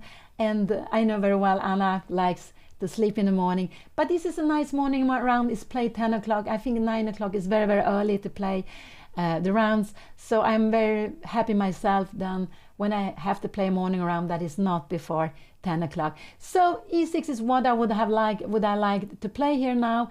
e6, she can take on e4, but it will be a mess, and I don't know who will be better or not in that, because Anna is lacking she is absolutely lacking her lacking development, this one here. So let's see here now what Anna will do. Bishop g4 could be tempting, but I don't like bishop g4 now. When you have, can you go rook fb1? No, this is a piece. So this could be a very tempting move, but you have h3 here now. And after h3, I'm just wondering here, what will happen? This will be just so crazy. If you go g4, we have bishop g6. And now this is actually what is happening here. We have some threats against b7. Probably we should just develop is, I don't know, can we go rook b5 here now? And oh, we have this. I have no idea what is happening here now, because there's some threats against c3. It's getting so tactical. Yes, so tactical. So has she played? No, she's taking some water. Did she play or not? I cannot see. Has she played? No, she is still thinking here. Anna is still thinking. I don't see so well on the clock because the clock is very dark for me, but Anna is still thinking. She's down to 40 minutes, and yeah, she's down to 40 minutes. I like more e6. Bishop g4 is absolutely possible to play. It's possible to take on e4. I would say e6 is the move I would have liked to play. Would I have taken a c3? It could be that taking a c3 was better, but now also you have this open line here. So e6 is the move I like to play. Bishop g4 is possible, and this is possible. These are the three moves to consider. I don't think you should do anything else. This would be very slow. I don't like this so much. Can we play this move? Yeah, if you come here, then this would actually be getting good. 95 maybe. I have no idea what is happening here now. We take, and what is going to happen, and we go b5, and after, if you try to go rook b1, we can actually take on a2. We are threatening some pieces. Oh, it's so crazy. So rook a3 could be a move to consider also here, but I think if she goes rook a3, it looks so slow. Knight b1, her opponent could actually play. Anna needs to go back, maybe rook a4, and if it takes here, we will go knight d5, bishop d2, and we are keeping this pawn. This is very important, c4. We can maybe go e6 here also, I guess. Can we do? No, bishop d1 is coming. Oh no, what is this? We have knight a5, and after here we have this beautiful knight b3. Oh, this is lots of tactics. Let's see. So what could be? Actually, bishop b take here. This is the position at the board. Anna is still thinking, and yeah, she is taking her time. And I'm not surprised, but it will be difficult for her maybe later on. So we have this move e6. We have bishop g4, but I don't like so much bishop g4, even if we have a direct threat. I don't know, can we take here and go here and now play something like bishop g3, how it is when we go b4? Can we try to... Now, yeah, if you come rook fc1, we have rook a3. This is just getting very good now here. And here we can actually even play. Oh, what is this? We can go e6. This, I just want you to see this, rook b1, and we have knight c3. And we can play with exchangeless with these beautiful pawns on the queen side. This is very far away. This is crazy. e6, bishop g4, maybe rook a3. These are the moves I could think of. 1, 2, and 3, and 4, of course. And this is the first one to consider, but I'm not so happy to take on e4. So is this the position? Has Anna played? No, her clock is ticking. So it's ticking, and this is the position. I would say that her opponent's e4 was very was a move that got her out of, she cannot play her plans. She had to readjust her plans, and she was not really expecting it. But it's absolutely a plan to play in this kind of position. Absolutely, it's absolutely possible. I'm just wondering, if we go e6, can we go rook b1? I just wonder, can we go rook a3 here now?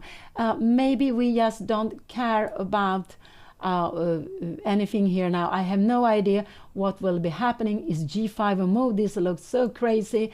Is g5 a move? I have no idea what is going to happen here. Oh, this is getting so much for me. Let's see. But so these are the moves I am, and you see there's so many moves to choose from.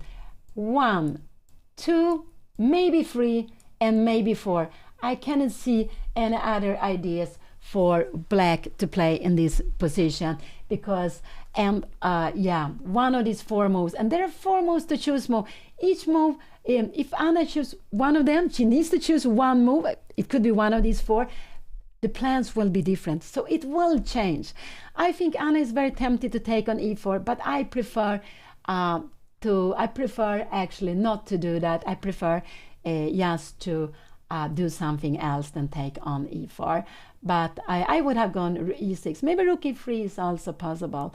But I'm a little bit scared of the development of the pieces here for black.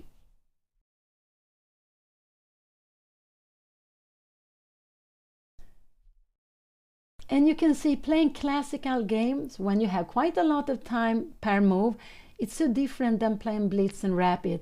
I've seen players being so strong in blitz, fantastic, yes, moving all the time quickly, but playing classical, they can use a lot of time. So it's just different way of thinking, and you have to be so much more profound when you play a classical game, because if you blunder something, it might be you not get another chance. And this is why chess is so cruel. You can play beautiful, so many good moves, have a fantastic position, playing so well, but then you make one mistake, and this mistake is so big that it actually blunders the whole position. So chess is cruel, is very cruel in that way, and when you keep on playing for hours and hours, that is of course very, very tough. I actually, for a long time ago, I played, not so much, but I played a little bit correspondence. My brother he played quite a lot, he did it very well. I didn't play so much, but when he was playing, I tried to. And I remember I was in one of the games, I had a bad position. I was suffering for more than a year. Was it 1 year, or was it even 2 years? It was for such a long time, and that was that was not pleasant at all. So in a classical game, it's a little bit the same. And I remember also, this is a little bit anecdote from Ulf Andersson. Ulf Andersson is a legend in Sweden. He is he was at his best 84. He was rated number 4 in the world. He has a very good understanding of chess. He normally liked to sit with his small pocket chess, analyzing the games. And he told me that he was playing online. It was like correspondence, but you were sending the moves with a computer. And for deciding one rook, he was going to put the rook on d1. He took him 1 week to decide which rook to put on d1. Was it the rook on f1 or the rook on a1? And I am not sure which one he decided to do, but it took him a whole week. And so you can understand where Anna has, in my opinion, I can see 4 moves I would choose from here to decide. So it's not so strange, she takes a lot of time, but she shouldn't take more than 20 minutes. And she's getting down to, she took on c3, that's true, but for taking on c3 and now playing, this has been more than 20 minutes. And I think after 20 minutes, you are calculating the same things over and over again.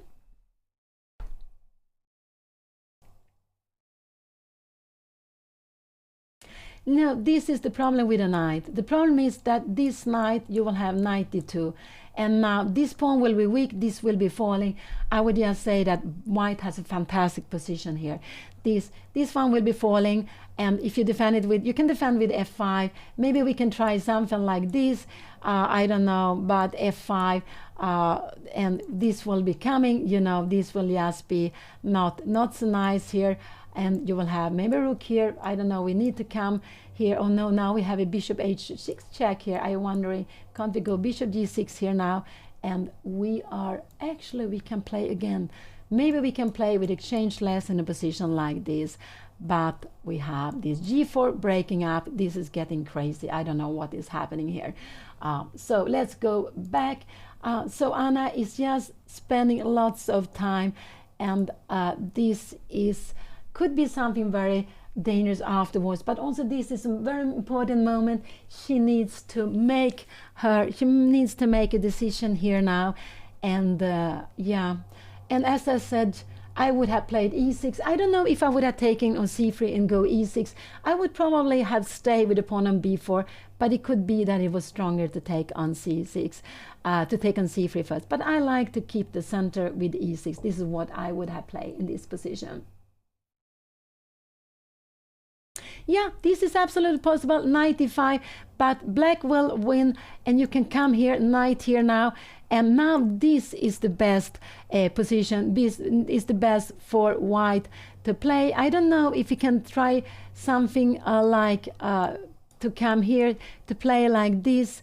And what is a position like this? This is absolutely fine to play. You want to take e4, we go f5. If you take here now, we will take, I don't know, g take or e take f6. And if we're playing a position like this, maybe this is absolutely, I don't know how this position is going to go. Maybe we need to go b5. Can we try to go some rook d1, just get the knight in here, and we have bishop a7. If you give it check, I think, yeah, this is very, very far away. This is absolutely fine also to play. So you can take on e4. You can absolutely do that. I wouldn't have done that. I don't think I would have done that, but you can absolutely take on e4 if you take with the pawn. If you take with the pawn. And I think actually this is what I expect Anna to do, to take with the pawn and go knight d5. I think actually this is what I am expecting her to play this. And it's one of the plans, and it's the first move to consider in a position like this. Anna is down to half an hour. She has been spending almost, now she will play, and what will she do? I expect her to take on e4. Let's see what she will do. Oh, I'm getting so nervous. She is still thinking, and yeah, I'm concerned about the time here. Now the position is absolutely fine. She took it. She's going to take the pawn, but she needs to take it with the pawn. This is absolutely what she needs to do. She needs to take it with the pawn. If she takes on e4, if she takes the other way, she will get into problem. But I think if she takes on e4, she will take with the pawn. I would absolutely expect her to do that.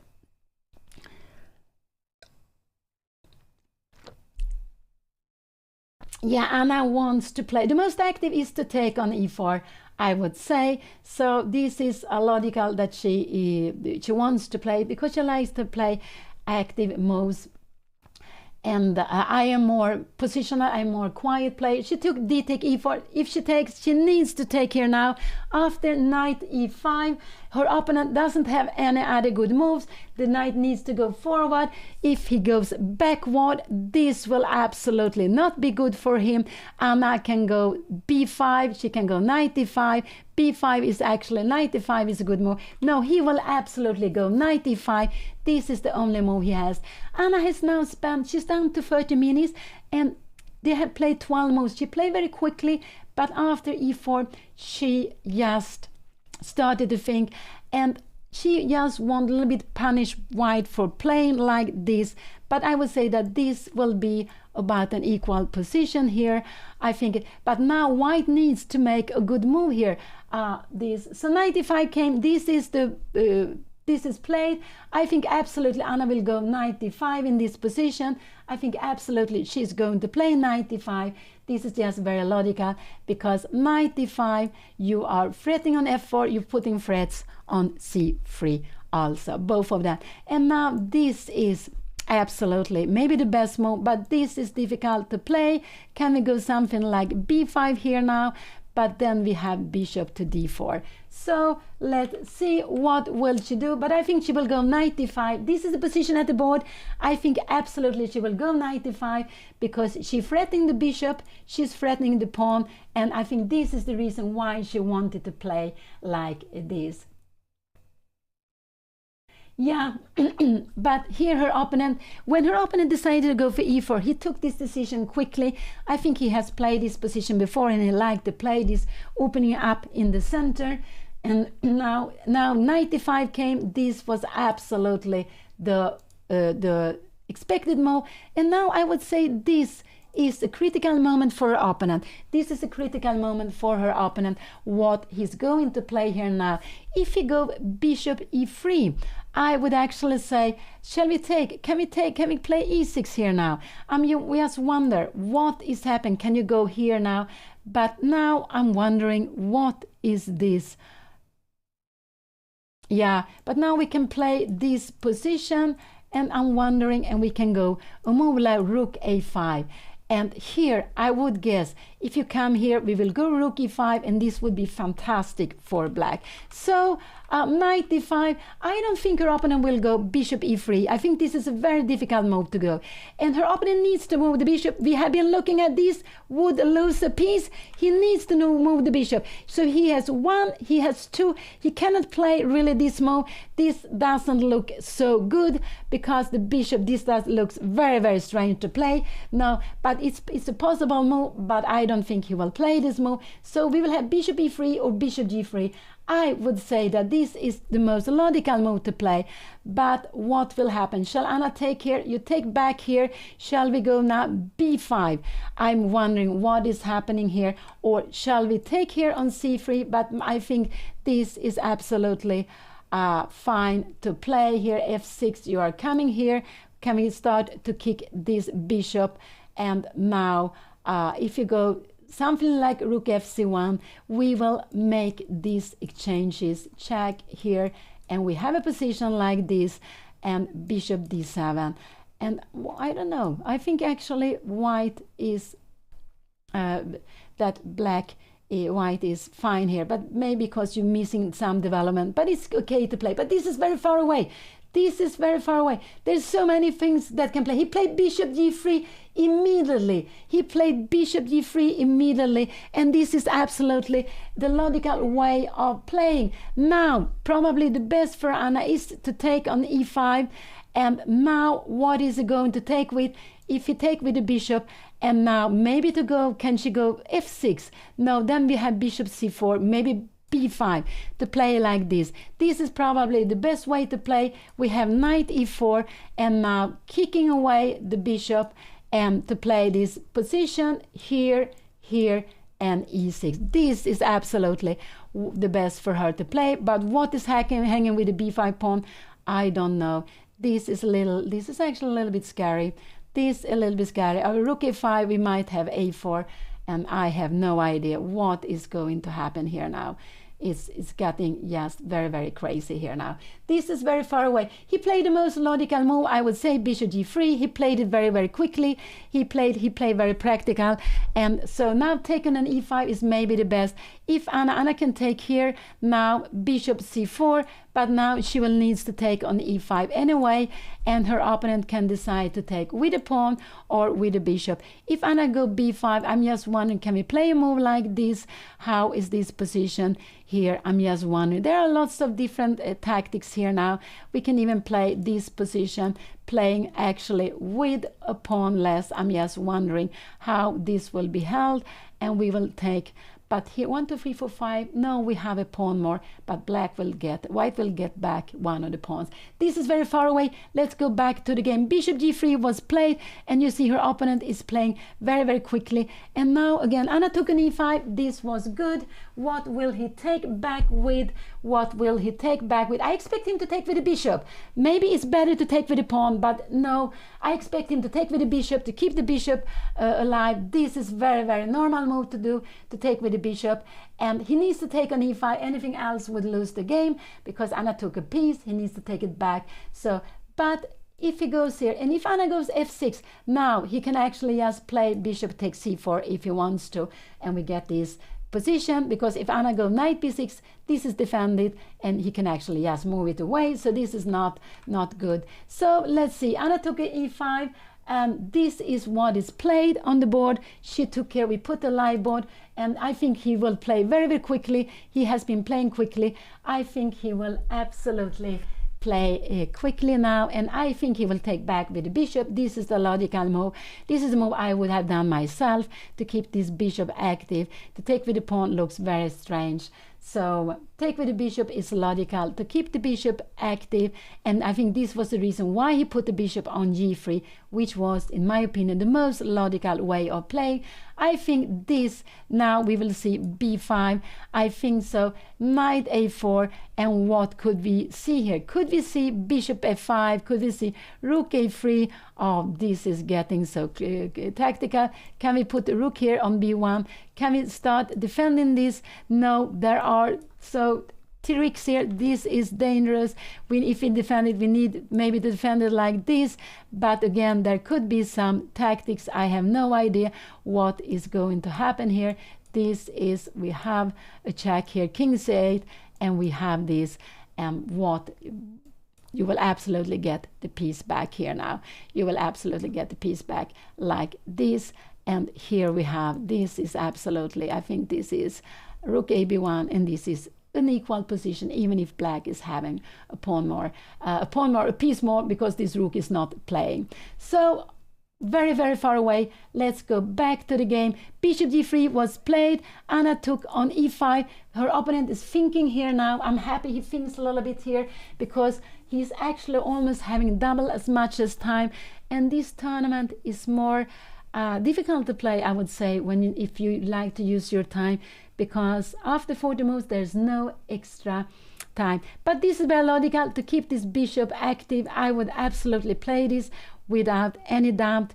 I would play this, but let's see what he will do. He can also play like this. After a move like this, b5 is a good move. Knight to h5 and bishop f5. I'm just wondering, bishop f3.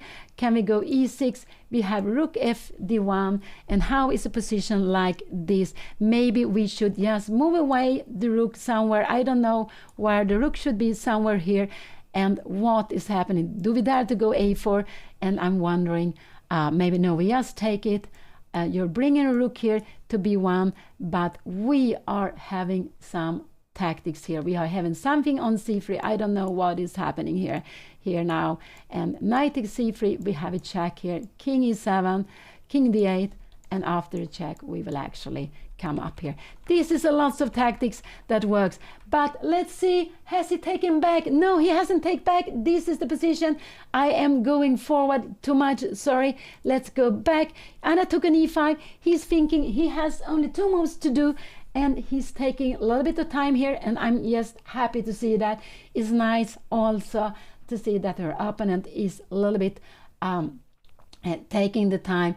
When he takes back with something, b5 is the best move. This is absolutely, if he takes with the bishop, I expect him to take with the bishop. Now b5 is the best move. If she played this, I would say we will have a messy position, but this will be about equal here. And the problem is that Anna is actually, she's lacking some, if he comes here now, maybe can we blow up it with e5 here and go some b5? I have no idea what is happening here. Now we have all this, we have craziness, we are blowing up the position, but we are, this is to an f5, we play with different color bishop. This is very far away. I would say this is maybe about equal. Black is absolutely fine, but this pawn is probably more important than the a pawn, and this one is actually only in the way for the bishop. Let's go back to see. He is thinking here now, and there are actually 2 ways of playing it, because c3. Why does he want to take with e pawn? Yes, because he look at this pawn structure. He knows he will win this pawn probably back, so he wants to keep the pawns together. This is why he think of taking with this. If he takes like this, and let's see Anna take here and here, he will stay with this pawn, an isolated pawn. So this is why he's considering what is the most logical. How will I keep my position the best as possible? And I would take with the bishop, I said, yes. But now when I'm thinking, maybe taken with the pawn is the line, but you're closing the bishop. So here you play to keep the pawns together, to keep the 4 pawns together, and you saying, yeah, I will probably lose the pawn on c3, but I'm keeping the pawns together here. But here I like b5, and the idea with b5 is the threat and take on c3. The only move white can do is to take on e4. He took with the bishop. This was what I expected him to do. He took with the bishop, and I think this is, I think this was the logical way to do. Now I like b5. Let's see if Anna will go b5. After b5, knight e4 is logical. We can kick the bishop if we want to, and if we want to, it will come here. And now I wonder, do we have f5? Do we have f5? Because after knight c5, do we have this move or not? No, there are always bishop f3. These things are not possible. But instead we have something like rook a3. Oh, this is so crazy. This is so crazy. So this can be, he took with the bishop, and this, Anna is down to 26 minutes. She is down to 26 minutes, and he took with the bishop. I would say that this is the logical to keep piece activity. The other was to keep the pawns together, but he wants to keep piece activity. I expect Anna to go b5. Can she try something else? No, don't go e3. You don't have time for this. This will be very bad for you, actually. This will probably be very bad, because we can see, I don't know where the bishop should go. I guess it will be maybe come here. Can we try something here? But now we can go e4. And when you go rook fc1 here now, we will, I have no idea what is happening here. Rook a1, we have time. Do we have time for f6, getting away with a piece here? And now maybe somewhere, I have no idea what, maybe bishop f4 is the right way to play, and we have to blow out the position here, and we try to have bishop b4, but now you just take it. Oh, this is very far away. This is very, very far away. But I don't like e3. I think Anna needs to either defend c4 with b5. This is what I probably would have played myself here. Yes, I would have gone for this. I don't want this knight to jump in here. What more? Bishop f5, no, I don't like so much. What will you play? Can you play knight takes c4? No, maybe this is a mistake. You need to go bishop takes c4. Let's see what Anna will play. Let's see. She will go b5. She go b5. And this, I think, is what I also would have played in this position. She went b5. So she's defending here. Now her opponent will absolutely surely take on e4. He will absolutely surely take on e4. Anna defended here. Now this is a big threat. If Anna was to play, she would almost be winning by knight take e4. So knight take e4 is very logical to play. Now the question is, does she want to kick this bishop away? I don't know. Maybe it's good because it can go to f4. I would say this is good to do. And I like, now we have these tactics. Oh, we have these tactics. And now a4 is a good move. But how can we play this? This is just impossible to play. And I want just you to know that after our a take b1, this is actually absolutely good for white. Piece down, but they are not playing, and white has pieces, bishop coming in here, rook coming in here, and this is just very good for white. But this is not, I would say, impossible to evaluate if you're not a very strong player. So we go back. Anna played b5. Let's see. I expect her opponent take on e4, and after taking on e4, I expect Anna to go f6, and there will be some craziness here. There will be some craziness after this e-take here. F6, this check is nothing to be worried about. It would actually only help the king. The bishop is now bishop g3. This would actually help the king. F5 now, I'm wondering. Now we're not worried about a4. I think so. This is still maybe good for, but maybe this is still good for white. White has maybe even, but again, impossible. Yes, because this b pawn could be annoying, and these pieces are not playing, but it's still, so it could be some craziness like this. This could absolutely be happening. b5, but after knight take f4, you can go f6, kicking this bishop away. You're not scared, and after here, you can play bishop f5 here and e6 to play this position. And we are not scared of playing different color bishop. Actually, here we would take on c3. The after bishop take d5 might be the best move. And here we have long castling. Wow, long castling. I don't know what is happening here. This is just such a beautiful move. And if you're coming back here now, we have bishop a3. Wow, wow, wow. This is not easy to see, but this is actually what I would like to see in this position. If he takes on e4, and anything else taken on e4 would surprise me, because Anna is threatening to take on c3 here now. Rook c1 now here. I just think maybe Anna even can go rook a3, because the rook is good here. The rook is actually good here for two reasons. One, attack here, it's coming out of this diagonal, but he take on e4. This was absolutely the expected move. He played absolutely what was the most normal move. He took back on e4. Now I like actually f6. It's not so easy, but I want this bishop away. I want it away, and so I like f6 here, just to put the bishop away, and we're not scared of any checks. Our king will come better here, so I like it. Bishop f5 is also absolutely possible. Bishop f3 to go e6 now here, but now after bishop d6, take, and if you take here now, again, we have this fantastic, but I would say this is impossible to play. The idea is simply that if you take here, we have king d7. And we are going to play with exchange down, but we have a pawn, and these pawns are so beautiful. So probably the best is to keep this bishop, and we have this position, and actually, I don't know, a rook to fc1, and probably here we need to go knight e4, so you have no chance to break up the pieces. Maybe you will try to get something like this. We go knight b2, and again after a4 we will just start marching our pawns, which we remember to pass pawns together. We saw it yesterday. They are so strong. They are really so strong. So here these two pawns much more stronger than this only a pawn, even though white has an exchange up. But this is just very, very difficult to see. So knight take e4 was the last move. I would like to go f6, but f6, bishop f5, these are the moves I would like to see here on the board.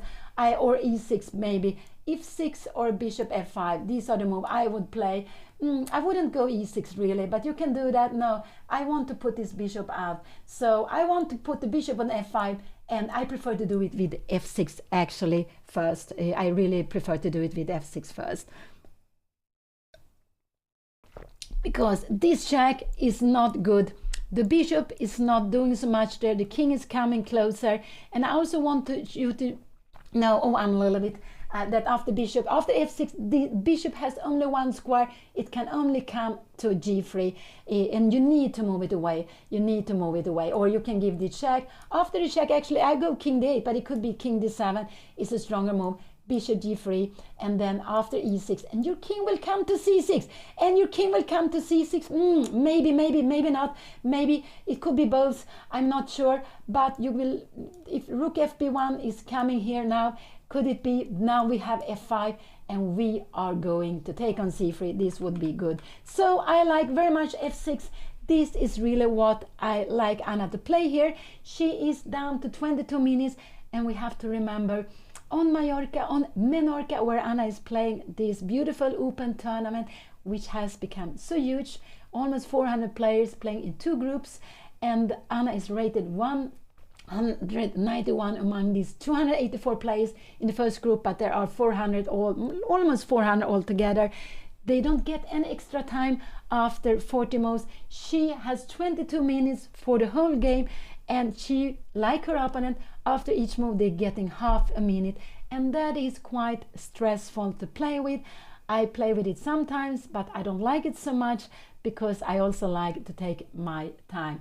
So I like the plan of bringing out the bishop and f6. This is what I want to do. So here for me is 1, 2, and 3 moves to consider. This is absolutely, if you want to go f5, this bishop must go away first. You must go away first. And how it's decided for the pairing?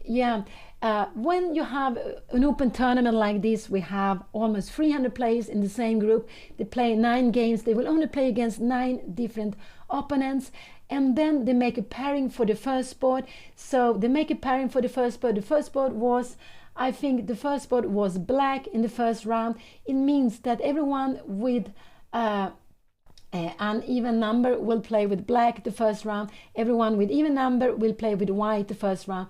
And when you play black the first round, most probably you're going to play white the next round, because they're looking for an opponent, which are the one you should choose, but they're also looking for the one with the right color. So Anna's opponent yesterday, he was playing black against actually a Swedish player, Axel Falkevall. So he's playing against two of these three Swedish players playing in MENORCA Open. And Anna was white yesterday, so it's logical she's going to be black today. And she's playing against the player who is having black yesterday, so he's white. So this is what they're doing. So in these 9 games, most of the players will have 5 white or black and 5. So they will have 5-4, maybe 5 blacks and 4 whites, or maybe 5 whites and 4 blacks.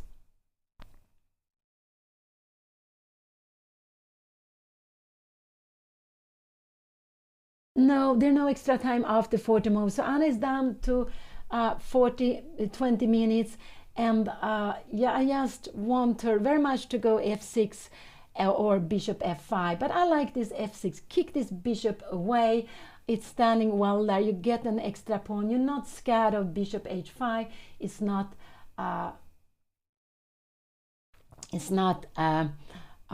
not scared, because your king will come closer to the queen side.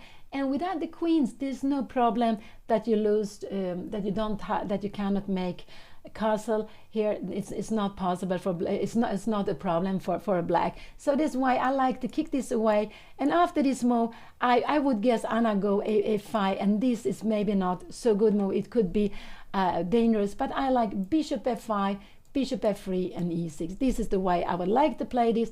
We could have rook fb1 here, and now this after rook a5, I guess a4 is this a possible move? Maybe not. And now you can see, if you give a check here, we have this move king f7, and now this is absolutely, I want you just to see that after check here, we're giving the exchange, and we take here, you're taking back, we take on c3, and after a move like rook c8, I'm just wondering, we can go bishop d3, and we are keeping our extra pawns. And we have this saying that when you have exchange down, if you have a pawn for it, you might have compensation. It depends on the position. If you have 2 pawns, you normally have a very good position. But of course, again, it depends on the exact position on the board. So let's see what Anna will play here now. What will she do? I'm a little bit getting nervous here. I'm getting nervous. Oh, I hope she will go f6. I hope she will go f6. And she played f6. This is a very beautiful move. This is a very good move. Her opponent has only two things to do, is move the bishop or to go bishop h5. But bishop h5 would not really help him, because, and I think this is maybe why Anna took a little bit of time before she played this move. She was looking, is this something to worry about? But it is not. I would say it's nothing to worry about. Her king is coming closer to the center, and it's no problem if she cannot castle any longer. We have no queens on the board, and what is going, the things which are happening is here from the center and to the a5. But it could be also that Anna, after bishop g3, this, if he goes bishop g3, and he must go bishop g3, I'm scared that Anna will go for f5. This is getting crazy here now. I'm scared that she will go for f5, and I think she will do that. And the idea is, of course, if you come here now, now you can take on c3, but this is, I don't know what is happening. Bishop f3 here now. We have a move like rook a3, and maybe this is getting fine.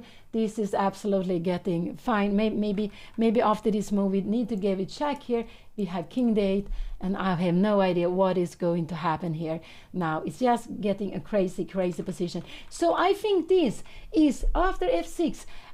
Bishop g3. I prefer bishop f5.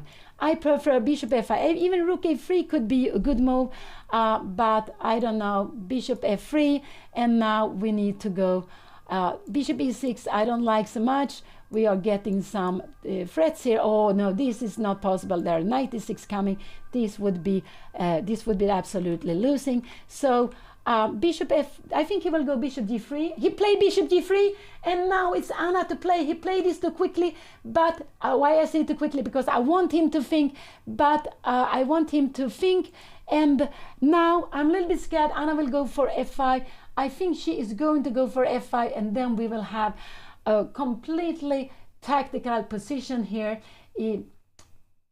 It will be completely tactical if she goes for this. She can also actually play h5. h5 is actually also possible to play, but I would say it's not such a logical move to play. Her opponent can even go something like bishop f3, and now just to have some threats against d5, and we have this position. So I don't like h5.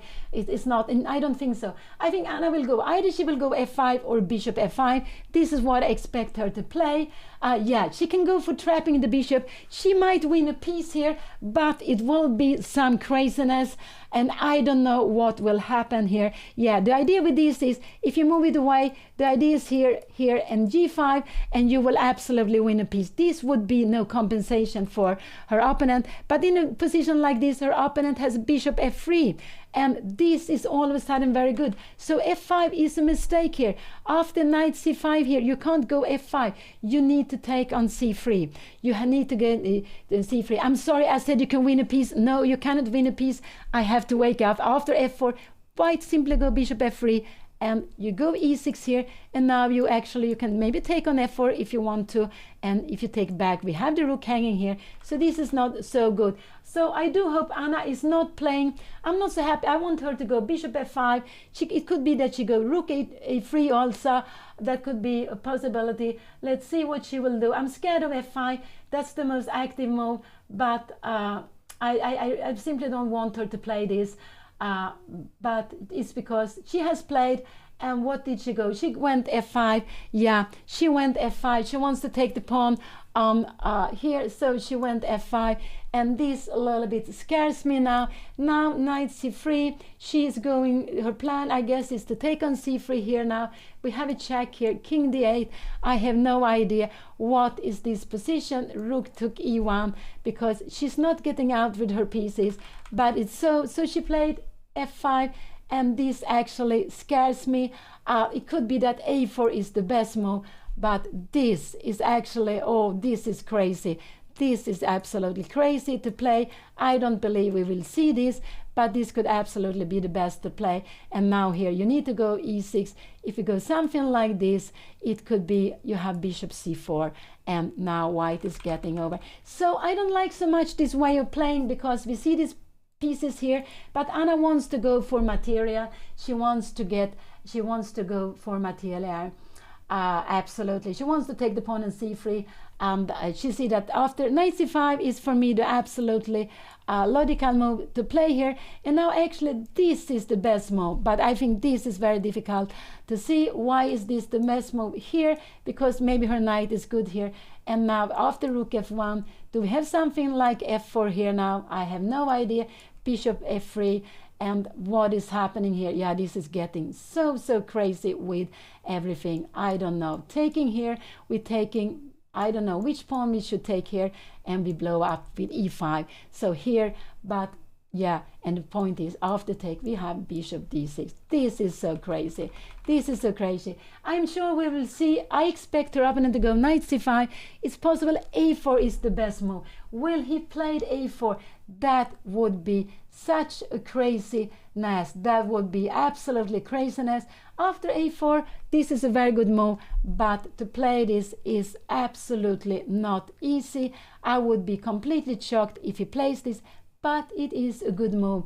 And why is this a good move to play a4? Let's look at this. You take here now, we're taking here, we take back, we go something like king f7, and we go rook a8, we go bishop e6, and we go bishop c4. And now we go g6 here. Now we have bishop e5. This is the problem, and we don't have any good way to defend the rook. Bishop e5 is the main problem here now, and we have this b pawn. So this is why this is just so very good to play. So Anna, she went for material, and let's see, put it back f5, and yeah, she wants for material, but she can't win the bishop, but she can win the pawn on c3, and I'm a little bit scared that after knight c4, after this one, knight c3, knight c5, this I expect him to play this. Yeah, e4 is a very good move, but this is, you know, if he plays this, I would say he's very, very strong player. It's not easy to find that if you not have had to see that. And then this bishop is so good here on g3, because the problem is that white will give a whole piece, and white will give a whole piece, yes, because Anna is lacking development here on the king side. So, and her piece is f8 and h8 is not playing. So even if Anna will have one more piece on the board, the piece who are actively, white has more pieces to play with. So this is actually some danger with that. So let's see, I'm a little bit scared in this. I'm a little bit getting scared of Anna playing so tactical. She wanted so much to go for the material, but I would have preferred to play more quietly than what Anna does. But I have a completely different style. I play normally slowly and positionally. Anna wants to play more aggressively, more tactical, and her games are, I would say, so much more exciting than my games are normally. So let's see. Now he played, let's see what he's going. It looks like he's on his way to move here now. What is he going to play? What is he going to play? Oh, I'm getting so nervous. I'm really getting so nervous. What will he play in this position? Oh, this is actually, wow. I don't know what I would say, but I'm getting very nervous in this position, because now, you know, with f5, this bishop have this fantastic square. This is why I don't like this move. What will he play here now? What will he do? Oh, he is moving. He is looking. I cannot see. It looks like he look at the middle of the board, and of course his knight is under attack. I would go knight c5 myself. I would absolutely go knight c5, moving away the knight, and the knight has to go forward. It's the only way of going forward. Would I see a4? I'm not sure. I'm not a very tactical player. Would I go for it? But some players who like to give material, I would like, say, we have one Swedish player, Tiger Hilla Persson. I would guess he would like to go for this unbalanced position. You get, you give a piece, but you get so much activity, and it's actually a very good move to go a4 here. Has he played? No, he hasn't played. Anna is threatening the knight. What is he going to do? What is he going to do with what is he going to do with the knight? And he can give a check if he wants to also, but giving the check is actually helping Anna. Now she comes here and knight c5. Now I'm wondering, now f4 is again not a good move, but now we can take on c3. This would actually help Anna. The king is better here, and then so bishop h5 would actually help Anna to bring the king to make it safer after this coming here. And if you go a4, actually the best now is here to take on f4. This is again not the best. You can take here, and we have this position, and again black would be fine here. I don't know, can we go some e6? I wonder here, rook e7. This is actually a good move, and we have b6, because after this we will just grab the piece back and we will be winning. So this is not again, she cannot, this a4 is a tremendous idea, but so difficult to find. He hasn't given the check. He hasn't, but knight c5, this is absolutely the natural move. This is absolutely the natural move to play in this position.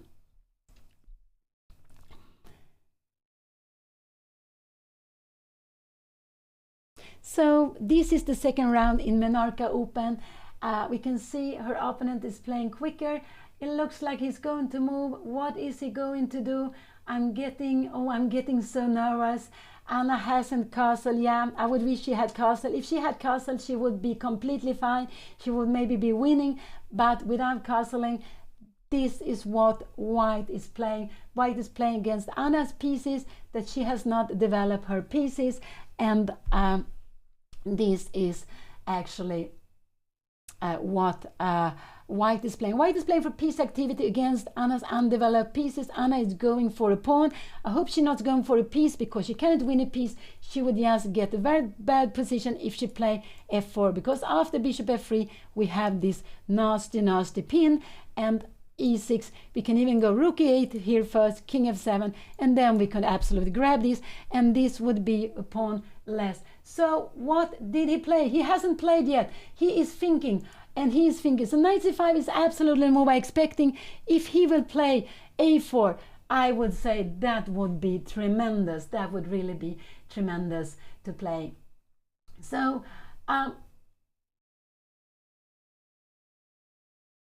so he is thinking now.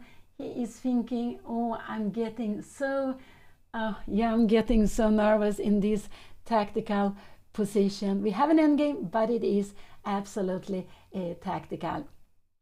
And I am Pia Cramling. I'm Anna's mother, who's sitting here with you for those who might have come later. And I will be here with you like I was also with those who followed Anna when she played in Reykjavik Open, or maybe already when she played in Rilton Cup in Stockholm during Christmas. So I will be here with you to comment on the games. I'm trying to give you some ideas why they're playing the moves. So Anna's idea with f5 is to push the knight away and then to take on c3. She cannot go for after the knight, the bishop, because there are some tactics. We can see this bishop with e4. White has managed to open up this diagonal. She cannot win the bishop, but she can win the pawn on c3. And I think this is what she's going for. What here White has this fantastic blowing up move here, a4, and then Anna needs to take on a4. But that would, I would say, would be very difficult. That she will do that. I would absolutely say that. But that her opponent play e4, I think this is just a tremendous difficult move to play. So I would be shocked if he's playing that. Knight c5 is what I'm expecting him to play. He can give a check if he wants, but that would actually only help Anna. That would absolutely only help Anna to bring the king a little bit safer, but he can absolutely play that also if he wants to. And Anna is down to 16 minutes, no extra time here. They are playing 90 minutes for the whole game. It's a classical tournament, but it's classical tournament with more quick time control than when we see, for example, the Olympiads, we see the European team, European individual. Then this is a shorter time control, which actually was the official time control during some years, during 2000. And we had it in at least one Olympiad where I was playing. I think it was 2008 in Dresden, but I'm not really sure. But I think we had it there with this shorter time control, and I was not happy with it. But I also play with it sometimes. And the reason is the games you have it is because the games will be shorter. And here they are playing 9 games in 6 days. They are playing very, very intensively. The games will be shorter, so they will have 3 double rounds. And that's why it's easier to have a shorter time control, but the time will be then more important in the games. Her opponent is thinking here. He's absolutely thinking here. Anna is woman FIDE master. After that, the next title for her is woman international master.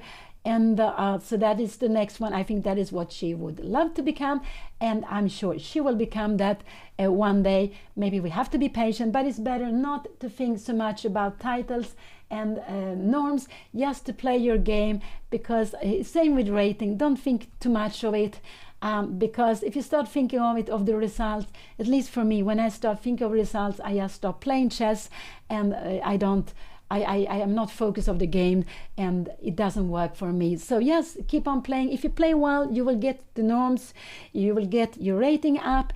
And actually with rating, I think rating is good to a little bit, you play against yourself. You see, can I get my rating higher up? Can I get my best rating? So you try to be the best of yourself. You try to learn from the mistakes. So rating is a way of encouraging us to play, to always to have something to play for. Even if we cannot win the tournament, maybe we cannot take a prize, but we can always try to play for rating, maybe play for norms also, of course. No, bishop, yes. So bishop f3 now, Anna would actually just take and go e6. She would be pawn up. If pawn up, no, piece up for a pawn. That would not be possible. He cannot play this. Absolutely not. He cannot absolutely play this. So after f5, knight c5 is absolutely the normal move to play, but there is this blowing up the position a4. And if her opponent was high rated, I would be scared he played this. If he played this now, I would be very shocked, because he has played a move and he played the knight to c5. This is absolutely the normal move. And now Anna, I hope Anna goes e6. She has quickly played e6 here now. And of course, it would have been better to play this without f6. She should have played this without f6. She has played this very, very quickly. Now we will see bishop f3. I'm sure we will see bishop f3 here.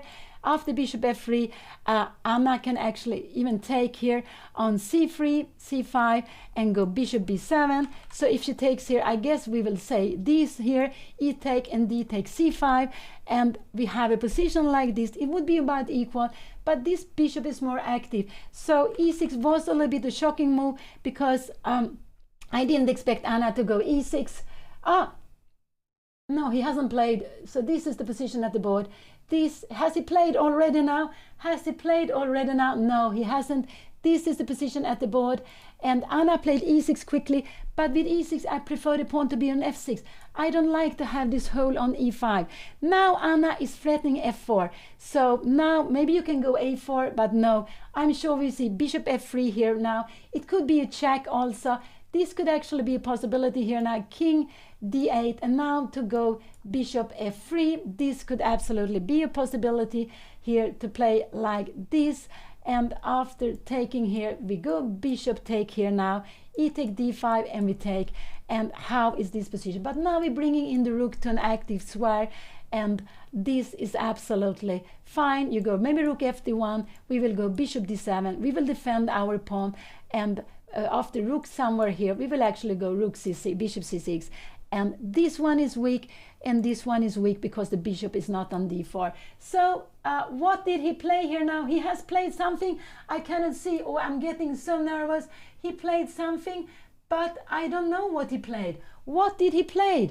He played something. What did he play? Did he play rook e1? Did he play? What did he play? He played something, but I don't know what he played. I cannot see the move. Or has he not played?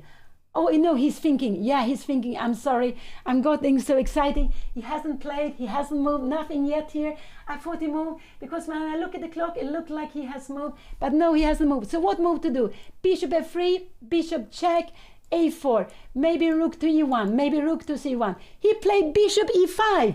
He played bishop e5. But I don't think this is a good move. I don't think this is a good move, actually. Bishop e5. Now Anna can go rook a3. She can also take the pawn. She can take here, but she can also go rook a3 if she wants to. Yes, to go rook a3 she could do. What will be happening here? I have no idea. This will be some craziness. Knight to take c3 here, and rook b2. What is this position? I have no idea. We need to go bishop d7, and this will be crazy. So he went bishop e5. He saw this. I didn't expect this move. It was not the move I mentioned. He played this. Let's take the bishop. It again, bishop e5. He was worried about some f4 coming. Now Anna can take on c3. Maybe she can take directly if she wants to, but maybe rook a3 is the best way of going here. Actually, maybe this is the best way of doing it. Could it be after bishop f3, we go knight to take c3, and if you give a check here now, we will have the king to f7, and we are doing so very, very well. So this is what he wanted to play. What he did, he played bishop e5. Oh, that was a move I didn't expect. I thought he was going to move this bishop, but he wants to annoy Anna with bishop h5, because now they're now, if Anna goes king f7, you can give the check anyway, because the king needs to go g8. You don't have time for g6, because here we will just grab it. We don't have any compensation here for the bishop. Do we have? We have maybe we have a4 now blowing up the position, so this will absolutely be fine. This will absolutely be good. So king f7 is not a move here now. Anna can take on c3. She can also take on c3. She can go rook a3. What more? This I don't like to take here. D takes back, because now this bishop is here now and going some castling. Now this would absolutely be good for white. The bishop pair would be tremendous. c3 is not hanging, so don't take on c5.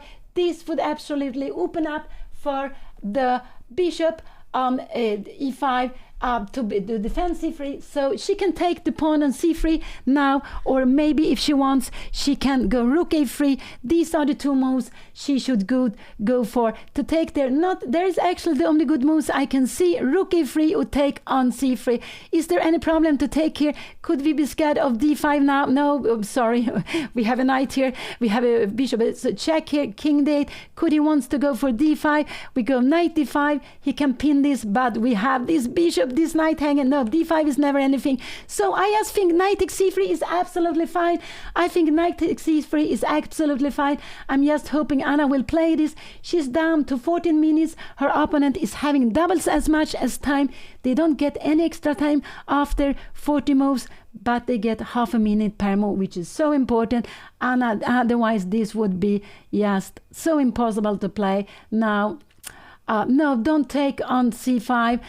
This would be taking here. This would be bishop d7. I think we just can grab the pawn and we bring the bishop here. Maybe we even go a check here. Here we go bishop here, and this would just be a wonderful position for white with the pawn up. So I just hope she'd go for the pawn. Knight takes c3. I like knight takes c3. His move was absolutely let's see where here we have it, the position again.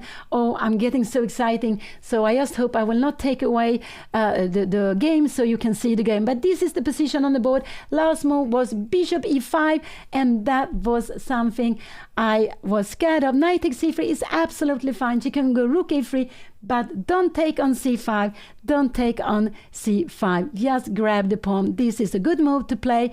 And after a move like this, rook a3 is absolutely a very good move to play. She can actually come back here, but then we might have rook fb1. And what is happening here? We have this. I have no idea what is happening here. And maybe bishop d7 you can take here. You are coming back, and we have a position like this, bishop c6 and king f7. Black is better here, absolutely. Black is absolutely better here. So let's go back. This is absolutely, but take on c3. I just hope she will do that. I just hope she will do that. Take on c3 when she has the chance. He played it bishop e5. He was scared that Anna was trapping his bishop, but she couldn't trap the bishop if he just played some quiet move, bishop f3. But he went for bishop e5, and that scared me. Not scared me, that surprised me. And now I just want Anna to take this pawn, because she is having two very, very strong pawns there, c4 and b5. So I always want her, so I really want her to take it. Not always, but in this position I want her to grab the pawn. She's also having threat against the bishops, so the bishop needs to move, and I guess we will see. Rook a3 is also a good move. So these are the good moves, taking her or even rook a3. Rook a3 makes two things in one go. Attacking c3, so she will take it later on, and it's stopping the a4 move pawn from moving. So this is also a good move. These are the good moves she can play. These are the absolutely good moves she can play. It looks like she's going for rook a3. She is... Yes, she played rook a3. This was absolutely one of the good moves. Absolutely one of the good moves here to play. She is now having... the better position, but it will be issue with this pawn. So her opponent will probably play something like this, and now her opponent can go, he can also go bishop f7 if he wants to, knight c3, and I'm just wondering, can we take here? No, now we will go bishop c5, bishop c8, and we will just go bishop d4. This will be very, very good, because there are some tactics here. Check, king here, and we will take on d4. Everything is under control. This would be winning. So rook e3 was one of these good moves. Absolutely one of the two moves I wanted Anna to play, but let's see. She's down. I'm only worried. I'm a little bit worried. I'm always worried with the positions because I'm a very worried character, but in general, she is. This is fine for Anna. Absolutely fine. I wouldn't like her to play this with white. White has to fight here, not to stay in the game. But the issue is this pawn, and the problem for Anna is to get out with these pieces. She has some plans maybe to take on c5, but not yet. Not yet. She wants to take on c3 first. So now she has still, but this one is okay. And now rook fb1 is not a good move because we're taking on c3 and we have a double threat. We're threatening against e2 and b1. Maybe you give it check. We're coming here, but we also defend it. Maybe you need to go rook here. And in a position like this, it could be that you need to go, you need to play this move, bishop d7. And after bishop f7, I'm just wondering what is going to happen here. Yeah, we are getting out with our pieces, and this is absolutely getting very, very fine now for Anna. G7 is not a problem. Maybe she will start walking with her pawns here. This would absolutely be very, very good. So let's go back. Let's go back. So rook a3 was played. That's a good move. Has her opponent played? Has he played? Let's put on the live board. Rook a3 was played. Her opponent is flip the board here. Her opponent is now thinking, and I hope he will take some time, but this was a good move. Will he give a check? I expect him to give a check. Maybe the rook to e1 or b1. I would expect him to go, maybe he will go here. Anna can absolutely go here. Bishop f7 is no problem because actually she can play this, but this is a little bit sad. You're coming back, but you can absolutely play this if you want to. But you can even play this because after this check here now we have king e7, and we can see that we have a knight which is not coming out. The knight is not coming out, and Anna would win a piece. So that is not possible. This is the only move, but we have a tactics, and we saw that this tactics all works for Anna. She will not win a piece, but she will get some extra pawns. I feel it is maybe only one extra pawn, but it's just a huge extra pawn. Very, very good extra pawn. Let's go back to the position. So she played this very nice move, rook a3. This was a good move. I like this very much. It was one of the two moves I wanted Anna to play. And so now if bishop f3 comes, I think Anna's plan is just to take on c3, and she keeps and she's keeping her bishop. Now it's possible rook e1 is coming. You want to go e4. This could be some tricky here. Could it be some tricky moments? Because we remember king f7 is not really a move. We have this check here. Maybe we need now to go, I don't know, king e7. We can play this, but it's a little bit awkward with the pieces here. This is a little bit awkward, but it's possible to play. So rook a3 was a good move. Has her opponent played? No, but it looks like he's on his way to play. It looks like he's on his way to play here now. And what will he play? Yeah, it's so exciting, and I am mostly concerned for Anna's time, I would say, in this position. I think she has fine position. I like her position. If I choose, I would absolutely choose black here.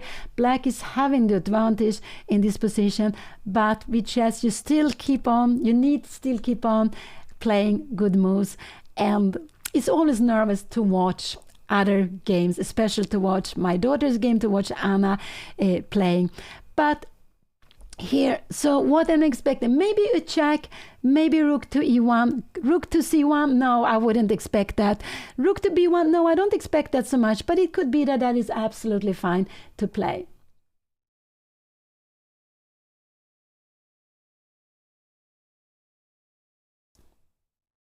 And we see the two players fully focused, and we can also see the board. I really love to see these digital boards, this wooden board.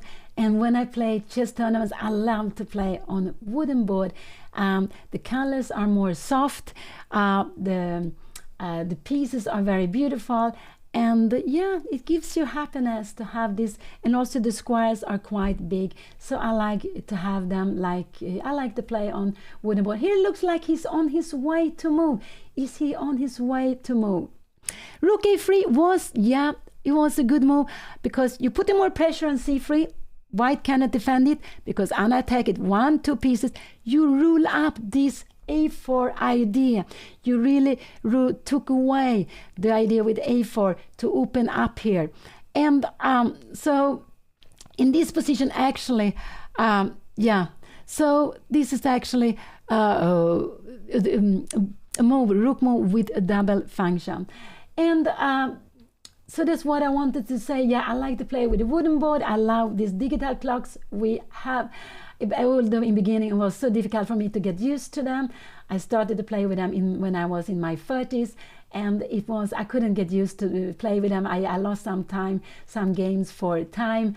I could just not handle the clock the right way. I do it better, but not so always not so well. And here we can see that it looks like he's on his way to move. What is he going to play here? That's very exciting. Anna is playing against a Spanish player, Miquel Meneses Arenas, and he is from Africa. He's from the Basque region, and let's see what he will play. His rating is 1851. Anna has like 200 points more, little more than 200 points more, but we always have to play well. We have an exciting endgame. We have seen an endgame already from move 8, I would say, very, very early, when lots of pieces was on the board. All pieces were on the board, but the queen came off, not the kings, of course, but the queen came off.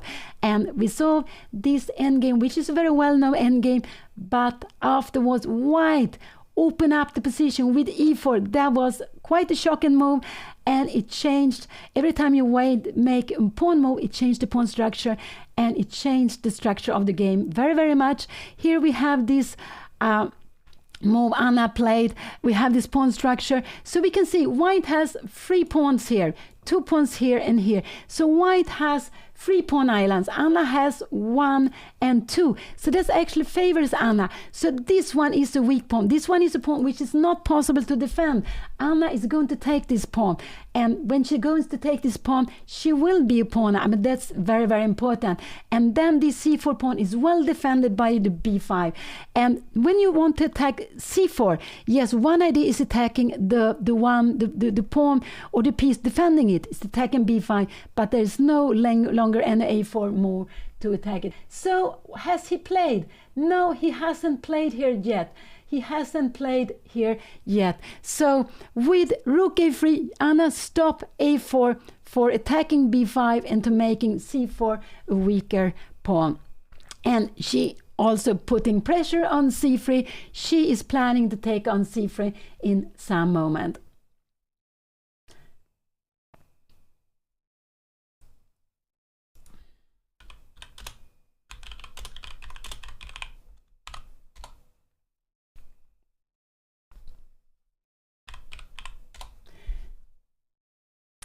And her opponent is down to 21 minutes, and I'm happy for that.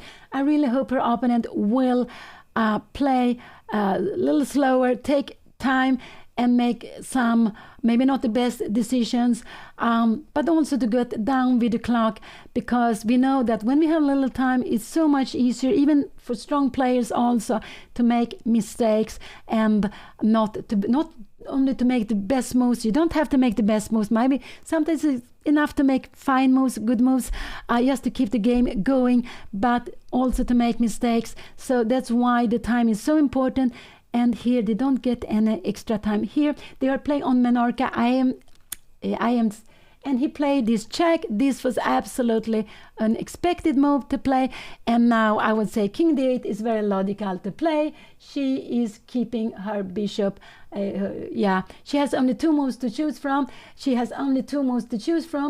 doesn't want to put, so she needs to move the king e7, but this is the logical move, and Anna played it also quickly. She won a little time because she wants this bishop to be able to play. So king d8 is a logical move. So this was absolutely very fine for her opponent to play. I don't know what her opponent is going to play, but I expect her opponent to go rook e1 or maybe even bishop f7.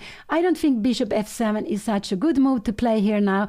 I don't think so, but it could be absolutely possible to play bishop f7. It could be possible to play, but I would say it's not such a good move to play here, because if you go bishop f7, Anna could even actually, the best is knight to take c3 here, because she is not scared of this. We have seen this before, and after this would actually lose a piece. This would actually lose a piece. This would lose on the spot, because so you will have to play. So it could be that he goes bishop f7, but it's not a good move, I would say.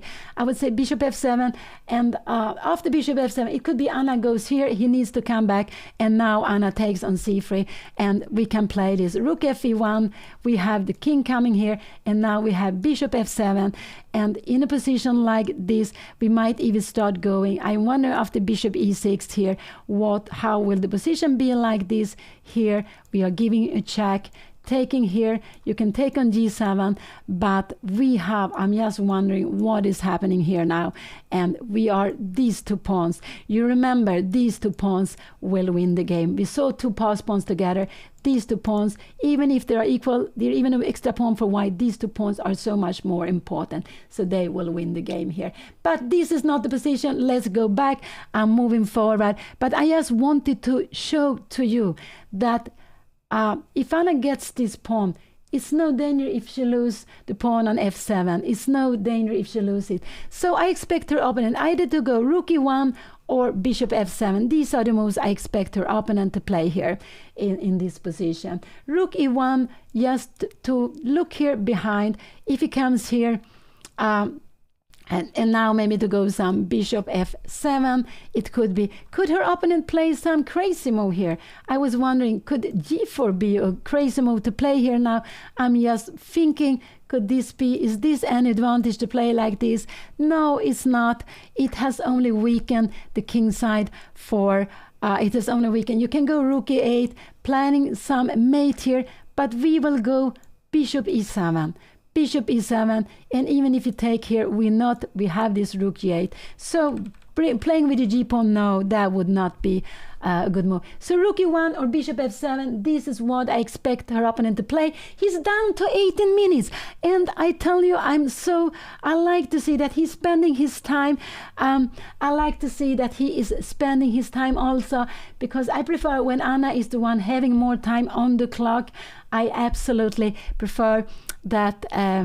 I absolutely prefer that when Anna is having more time. She has 11 minutes. Her opponent is having 18 minutes, little less than 18 minutes for the whole game. No extra time after 30 moves, and that is a bit scary. That is absolutely a bit scary. So Anna is playing with her opponent, Miquel Meneses Arenas from Spain. They are playing the second round, and later today they will be playing the third round together with all the other players. They are close to 400 players playing in the group A and B, and in group A there are 284, around 280. I'm not sure if everyone played, and there are one player over 2,756, I think it was, Erigasi Arjun, so difficult to pronounce, an Indian player, very well-known Indian player. Second player is Nihal Sarin, also from India. And number 3, I'm not sure if it could have been Fedosev, it could be, and number 4 is maybe Jordan van Forest. Hope I pronounce it correctly. But there are very strong players in the top, and there are players, I think the lowest rated players are down to 1,600. So it's a huge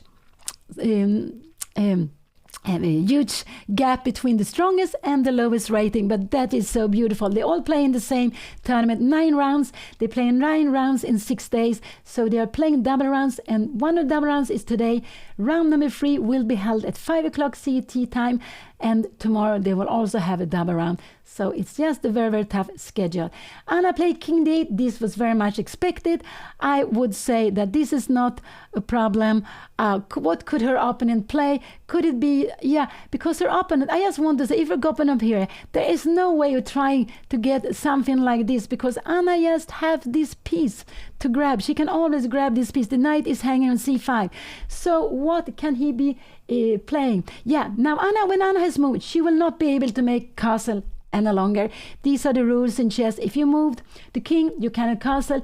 If you moved a rook, that rook cannot castle. You might be able to castle without a rook. If the king if the king hasn't moved, it depends if the other rook hasn't moved. So that could be possible.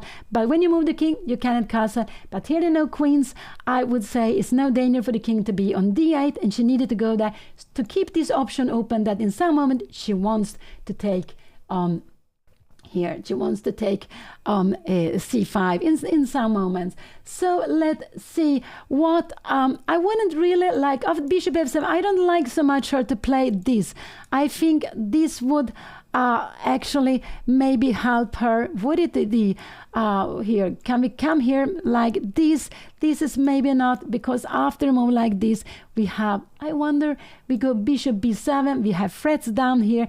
This is getting very scary now, and now these pawns again are so more important than and we can see if you try to make some here, we can just start moving or just go bishop c6.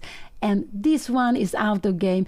This one is also not doing so much, because you can go bishop c1 here now, but we will just keep it like this, stopping, and we will start moving our pawns. And even in a position like this, white has a pawn up, but black is actually winning here. So let's go back to the position. We have it like this, and now her opponent is thinking. I think he still is thinking here. And what will he do? I expect rook e1, maybe bishop f7, maybe bishop f3. This is one. I don't expect bishop f3 so much now. I would more expect bishop f7 to go after the pawn. And he's down to 14 minutes now. Now he's down to 14 minutes, and it looks like he's going to move now. It looks like he's going to move. And remember, they are getting into time trouble, because also to remember, when they get half minute per move, they have to write down the moves, and writing down the moves make it so much more difficult for the concentration. I would say when you play rapid, you can play the moves without writing them down, but when you make a move, you write it down, and then after you start calculating. But when you make the move and you have to write it down, the calculation stopped, at least for me. So it's it just, you're spending so much more time when you also have to write down the score sheet. And that is the tradition we have, even if they're playing on digital boards. The old tradition is staying, and we need to write down the moves. And it's important also, if we want to claim, maybe we want to claim a draw after 50 moves, no pawns has been moved during 50 moves, then we can claim a draw. Also, if the same position is coming up 3 times, we can claim a draw, and then we need our score sheet. They get 30 seconds extra. They don't get 30 minutes extra. They get 30 seconds extra after move 40. And he played, what did he do? He played rook e1. Rook fb1. This is what he played. I guess Anna will now take on c3. This looks very normal to play, to take on c3. And this is absolutely what I expect Anna to do. Just to play knight to take c3. Yeah, rook fb1, I didn't expect him to play that. But here now rook b2 would be coming, and now bishop d2 is a very good move to play here. Let's see, bishop d2 is a good move to play here. And now maybe if you go something like d5, we always have bishop takes c5, and if you take here now, take, and you go d5, we can play a position like this, and bishop d6, and this is actually very, very fine to play also, but it's not the best. We can play in a better way. So now I hope here Anna this is the position. He played rook fb1. I didn't expect it, but he wanted to attack the pawn on b5. He wanted to attack the pawn on b5. So knight takes c3. I really hope to play that Anna will play here now, knight take And no, I don't want to take on c5 now. I want to take the pawn on c3. I absolutely want to grab this pawn when she can do that, and I think Anna will do that. She will grab it with the knight because this is so logical. She played it here. Her opponent will surely go rook b2. There is no other reason for playing this move. To go rook b4, no, you don't want to be here in a pin. This would not be so good. You are in a pit of the here. You cannot any longer take here. We would just grab the rook. So he will play rook b2. This is what he also played immediately. He played rook b2. So he wants to put pressure now. Now I like bishop d7. This is absolutely the move I like her to play. I don't know what else she can do. She can take on c. I don't like this so much, taking on c5 here and going bishop d7. This I don't like so much. I'm wondering, can we can, yeah, bishop d7 here, rook. We can come here now, but now can we take here now? No, this king c7, this is maybe getting fine, but I don't know. This is again getting a little bit scary here. Check, bishop d6, and what is knight d4? We don't have bishop f3 because finally we can take it. We just grab it. This is so tactical. So she can take on rook b2. This is the position at the board. This is the position at the board. Anna is down to 10 minutes, down to a little less than 10 minutes. Here is the position. Oh, it's so exciting, so exciting. He played rook b1, rook b2. Maybe this was the best actually. He putting pressure here. Now I like bishop d2 to be played. Bishop, not d2, I'm sorry, bishop d7. I would like to be played, and just a little bit developing, asking what are you going to do? Now, if you go something like bishop f7, that would be a mistake. I would say I can come here, you need to come back, and now I can go this bishop knight e4, and you need to go maybe rook d1, but I'm just wondering, I'm start moving my pieces. And rook d1, the idea is of course you cannot come here because we have the check and you would just win on spot. But this is very far away. But bishop d7 is the move I like most. Bishop d7 is absolutely the move I like most.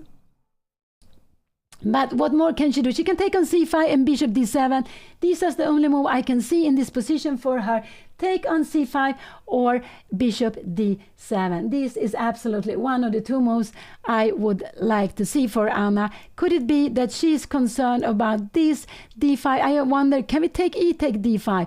Bishop takes c3, rook takes c3, you're taking here, and we go, I don't know, maybe rook d3, can we go king? Not king c6. But this is not so easy to play.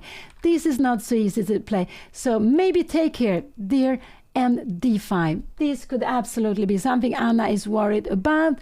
And I'm wondering, I think this is the best, and to play like this. And how is this position? We need to get out with the bishop here, bishop d6. And if you take here, can we go? We go rook g8. We don't, if you come here, we can even go rook h8. We win on spot. You will need to come back, maybe bishop b2, and we bring in the rook. I don't know if the rook should be here or here. I don't know. It could be that the rook should be.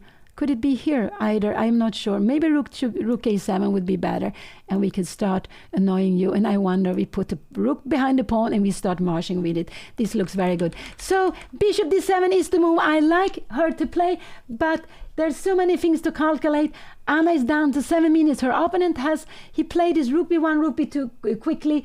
That was, will Anna play this or will she take on c5? I cannot see any other good ideas for her, because if she moved back, that would be a big blunder. White would be very good here. She needs either to go this bishop d7, and then after she's planning, now after move like rook e1, now she might be planning to take here, and she can go something like knight d5, and she is keeping everything under control here.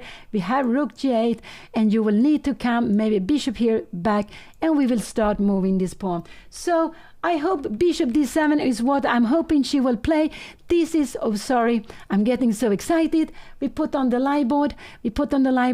Anna hasn't moved yet, but I hope she will move, and I hope she will go something like bishop d7, or maybe take on c5, but I would prefer not to take on c5 already. I prefer to stay here. She's on her way to move. What will she do? Will she grab one of the bishop? And I think so. I think she is grabbing one of the bishop, and then if she grabs So she was on her way to move. Now she spent a little bit more time. She's down to 6 minutes. She is down to 6 minutes. That is not much time because they're not getting any more extra time.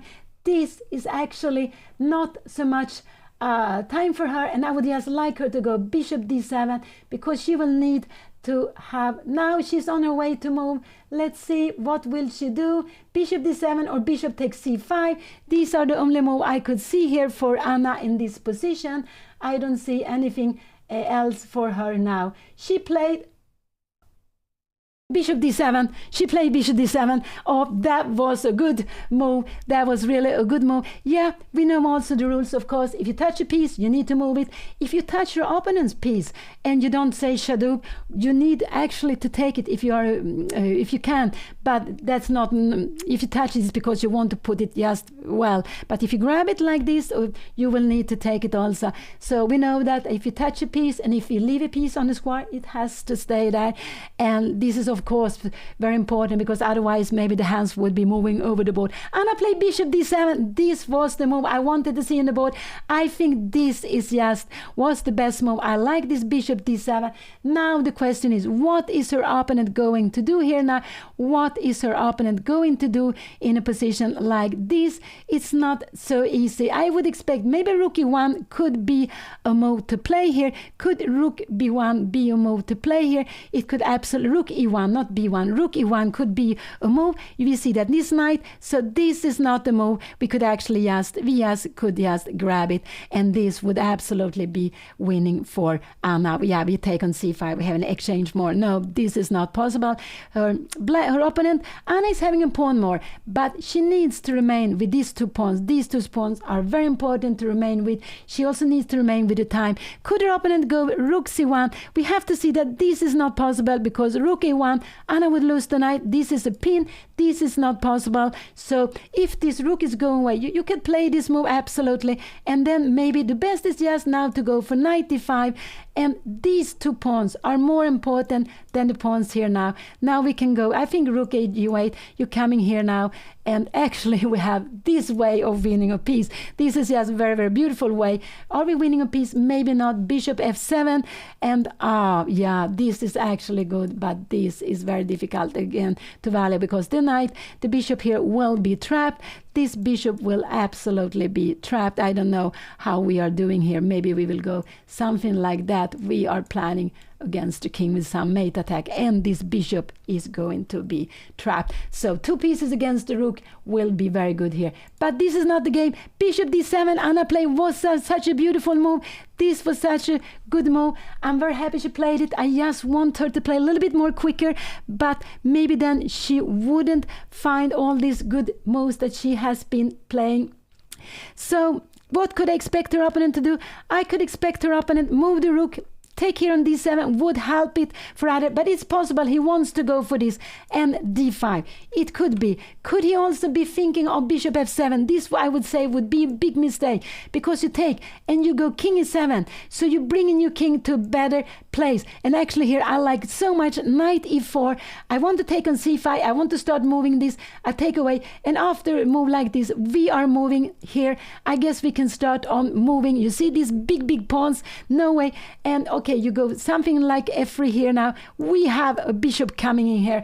Oh, we have everything coming in here, and this is just winning. So bishop d7 was played. Her opponent is thinking, I believe he's still thinking, let's go back. I'm moving a little bit further. This is the position, but we will look it from black side, from Anna's side of the board. Anna played this very good move, bishop d7. And why is this a good move? She is defending b5. So, and now she is planning to take on c5 and moving back her knight, and she's giving up the pawn on g7.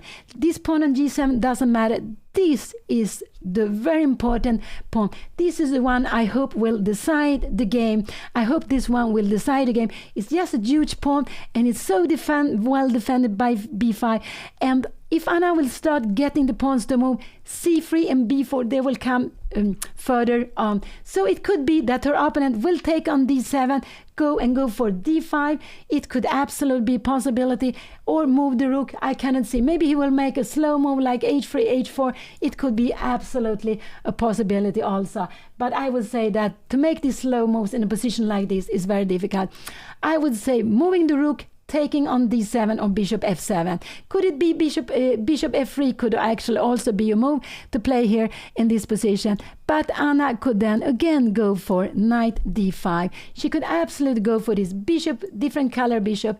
And I just want you to see that this is not possible because we have rook take f3. Here we always have these tricks. So in a position like this, you can play with different color bishop, but we're not scared of it. We can go rook g8, and if you take here now, we can just, now we have a d pawn, we start moving. We have two pass pawns, and they are going to move. Even if you're forcing us to move it further, we are threatening c3. These are tremendous pawns, and these are, actually, there are, I have to calculate, it's a pawn more for white, but it looks like it's a pawn much more pawns for black, because black has the quality of the pawns. They are strong pawns. The c4 pawn is such a good pawn.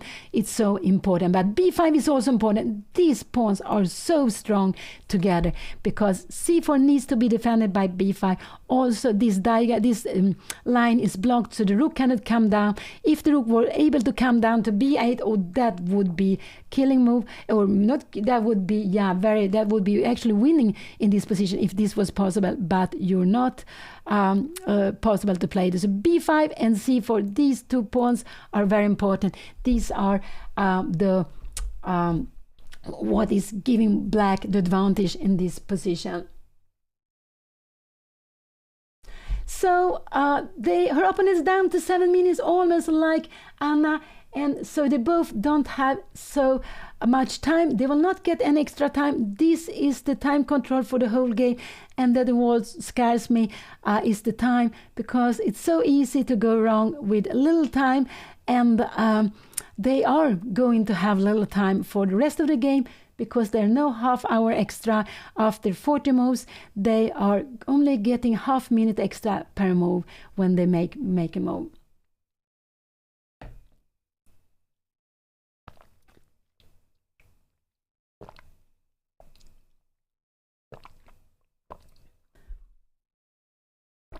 Yeah, it's so exciting. I haven't checked so much. I know, I saw the number of grandmasters. I think there are 18 grandmasters. I don't know, maybe 12, 18 IMs. I'm not sure. There were a big number of players with titles, but I don't know who is the strongest woman. I know the strongest player in the tournament is an Indian player, Erigasi Arjun, difficult to pronounce, 2756 I think his rating is, but there are also several players between 26 and 2700. It's a very strong open tournament, and it's huge with around 280 players in the first group. And Anna is rated 191 among these 280 something players. And she's playing, the first round she played against a young Chinese player who was 400 points ahead of her. Anna played a good game, but in the end she lost in a long endgame. And maybe not long, but it was an endgame, and queen and knight endgame. And today she's playing against Michael Meneses Arenas, and we can see the game here now. And she finished her game almost like 10 o'clock yesterday. Today they started at 10 o'clock, and they are going to play a third round at 5 o'clock. So it's very, very intensive here. So, yeah. But there are some strong women playing in the tournament. I think there are maybe one or two grandmasters among the women who are playing here. So are playing there on MENORCA. I am sitting in Stockholm, so I'm not there on MENORCA. So this was a good move. Anna played bishop d7. What is he going to do? Now he has less time than Anna. I'm happy to see that. And we can see that he is getting stressed because of the time. He's getting stressed because of the time.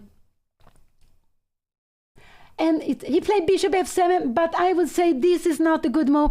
I would just like to take on c5 and king e7 now. here. So he played bishop f7. He wants to take on a6, but it's not such a good move to play this. I would absolutely, you can go king e7, but I would actually go bishop take e7. She could actually go, I would take bishop takes c7. This is what I like to do. Just grab this one here. And if you take here, yes, I would go king e7. You bring it to a better place, bishop h5, and I would like to go knight e4 to grab this square. And if you come here, we have rook e8, and after this we had this beautiful rook h3. So I like to take on c5 in this position. Bishop f7 was played. This was played. Anna is down to 5 minutes. She had a little more time than her opponent, little more time than her opponent, but she's thinking. But this is actually a very good way of playing now. Take on c5, king e7, and then knight e4. Will Anna find this very good maneuver? Because now this bishop is very good on d7, defending b5. Now is the right time to take on c5. It's absolute right time to take on c5, because she wants this rook to get into the game. It doesn't matter her opponent will get the bishop pair. Anna is down to 448. Oh, it's so exciting. I just hope that she will have keeping the control of the time, that she will keep in the control of the time, but also to play a good move. I don't know what other moves could she be doing. She could play something like knight a4, because but I wouldn't like it so much. Here is a mistake. We have king e7. We would win. Would we win? No, this is actually not winning, because this is hanging. We have this here. You are coming back somewhere, I don't know, here maybe. Now we have knight e7. Oh, you see, I'm so excited. So knight a4 is actually a move to be played, this here. But now you can blow up the position with d5. I don't know how this is going to be. This is actually going to be more tactical now. I'm not so happy about this. So knight a4 is also a move, but I like to take on c5. Absolutely, I like to take on c5 and to go king e7, because I want my pieces back. I want my pieces out. I want to play with. And this c-pawn is not at all dangerous. Could it be? Could Anna be scared of this? Check here and c6. Is this something to be scared of? No, we have rook a6. We have rook a6. And if you take here, we will win a piece. And if you after rook a6, we have bishop here now. We can actually play knight a4. We threatening a rook, and this would just be winning. No, this is not possible. This is not possible. So this is what I like her to play. Bishop f7 was played. I hope Anna goes for peace activity, and this is to take on c5, king e7. The rook will be played, and then knight e4. So this is actually what I want her to do, just to take on c5. Will she play that, or will she go knight a4? These are the two more. She can also play this. This is nothing wrong. And then after, come back again. And this is actually very good to play if you play quickly, because you're repeating two moves. You're getting some more extra time. This could absolutely be played. So king e7 is not wrong to play in this position. It's absolutely not wrong. It's nothing wrong to repeat. So this is what I would, but I would like her to take on c5, but you can repeat one time if you want. If she goes here, her opponent, yeah, I don't know, he can take here, but this would, and this actually, he can play like this. Yeah, maybe this is not. Can he now go d5? No, this would absolutely be a dream for Anna to play this rook and game. I guess we go rook d8, and after check here, we can just go maybe even up with the king, and the king is getting very safe here now. So let's go back. This is not the game, but Anna needs to think here. Oh, this is, oh, I'm sorry. I'm getting so exciting. I want to put it up here. She played king e7. This is nothing wrong. She played king e7. Her opponent can take on d7 now.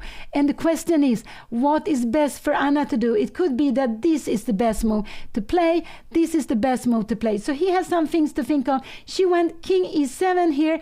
And here he has actually, what did he go? He went back, and now the best for Anna is actually to go back again. This is the best to go back. She can also go rook g8. Maybe rook g8 is the best move here. She could go rook g8, but then he will absolutely go bishop g6.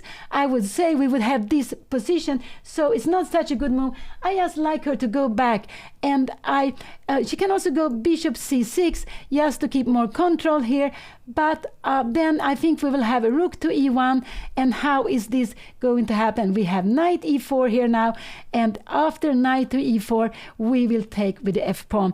And this is absolutely very, very good for her. She will lose this one. But we will start moving here. You remember these pawns. And after this, we will have bishop. We can even play this endgame, king d7, and this is just a winning endgame for Anna. But she's done. Sorry, she's done. King e7, bishop h5. Sorry, I start analyzing. I shouldn't do that. So she needs to play quickly, and she played bishop to c6. This is absolutely a fine move also to play bishop to c6. Her plan is to go knight e4 now. Now is a plan to go knight e4 after rook e1. Anna is down to 2 minutes. Her opponent has only 4 minutes. Oh, this is so crazy, this position.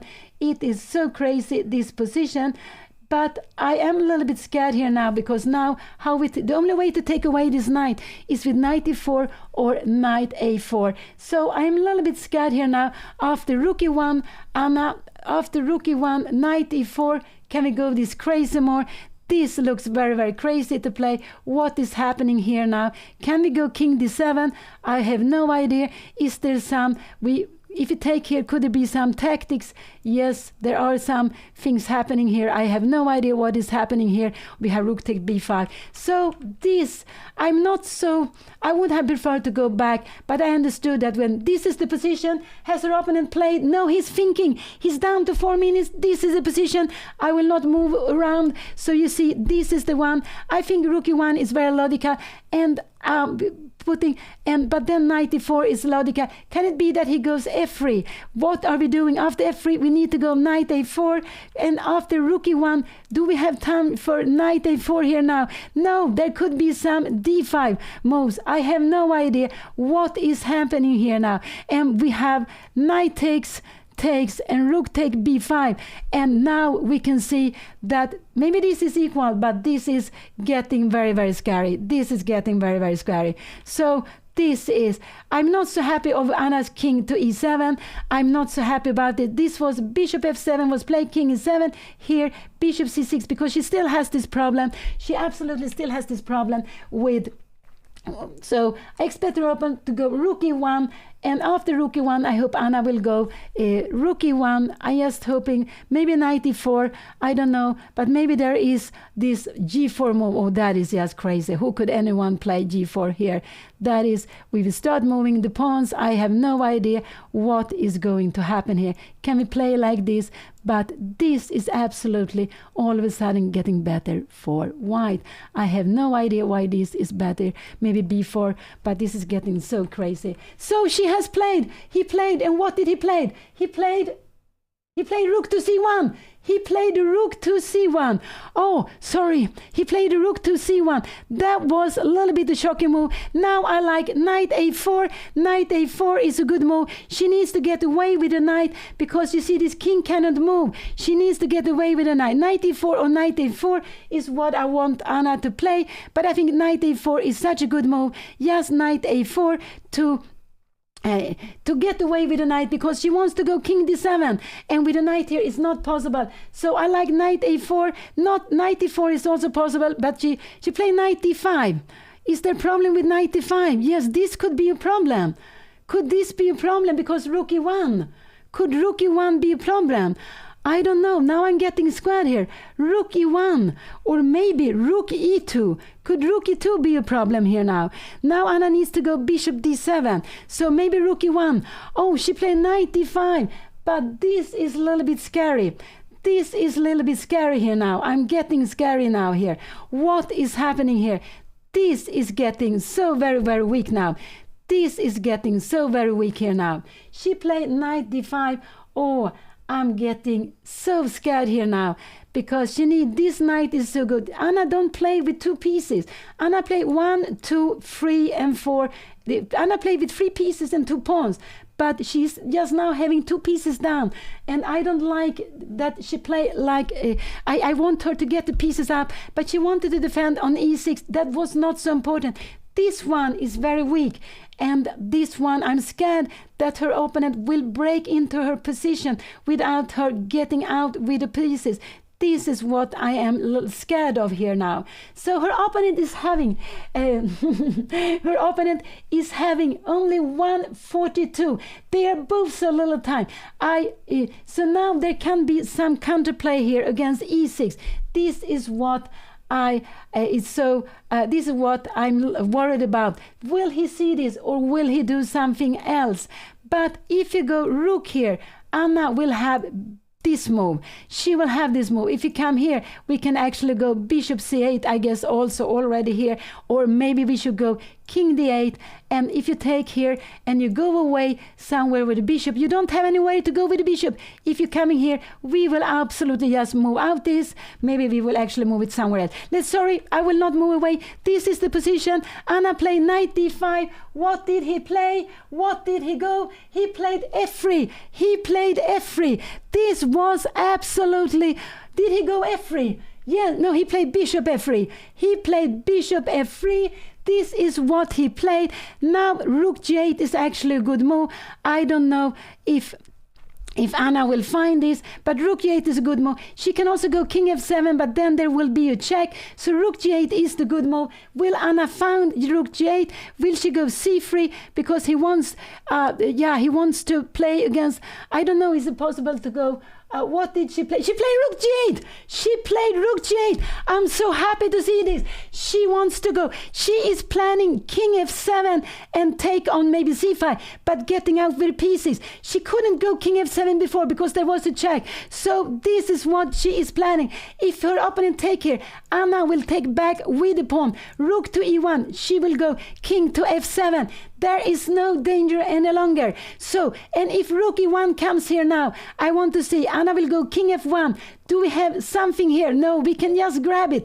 This bishop doesn't have any good square to go. If you go here, we will grab it. So this is not possible. So let's see. He played bishop f3. Rook g8 was such a good move. Now, Anna is planning king f7. She is planning king f7 and finally getting out with the bishop and this piece into the game. So this was absolutely very, very good. Anna is having more time. I'm sorry. Her opponent has only half minute plus only half minute, and he has to make the move in this half minute. So what will he do here now? Now Anna is having a very good position. This last move, rook c1, was okay, was maybe okay, but Anna could, but after knight d5, he needed to put pressure on e6. Now Anna will be in time. She will be in time to go king f7, and he took on d5. He took on d5. Anna should absolutely just take back with the pawn. Just take back with the pawn. This is absolutely a very good move, just to take back with the pawn, keep her extra pawn. She has a fantastic extra pawn. Oh, that is just very, very good to play with. She is having a huge advantage. This is actually winning. She can take with the bishop, but why to give the b pawn? Just take with the e pawn and you keep it. It doesn't matter because you will... So I just hope she take with the e-pawn. This is good. It's possible to play like this here, but now you need to go king f7. You have a check here, and now, oh, you know what? You don't have a check here. You see, I'm so tired. So we have this position, but maybe you will start something like this. This is absolutely possible to play still, but it's not so clear. So what did Anna play? No, she took with the bishop. What did she do? She took with the bishop. I didn't like that so much. She took with the bishop. Her opponent will absolutely take on b5. He will absolutely take on b5. Anna will, oh no, I was not so happy that he played this. Yeah, this was played. He will absolutely take on b5.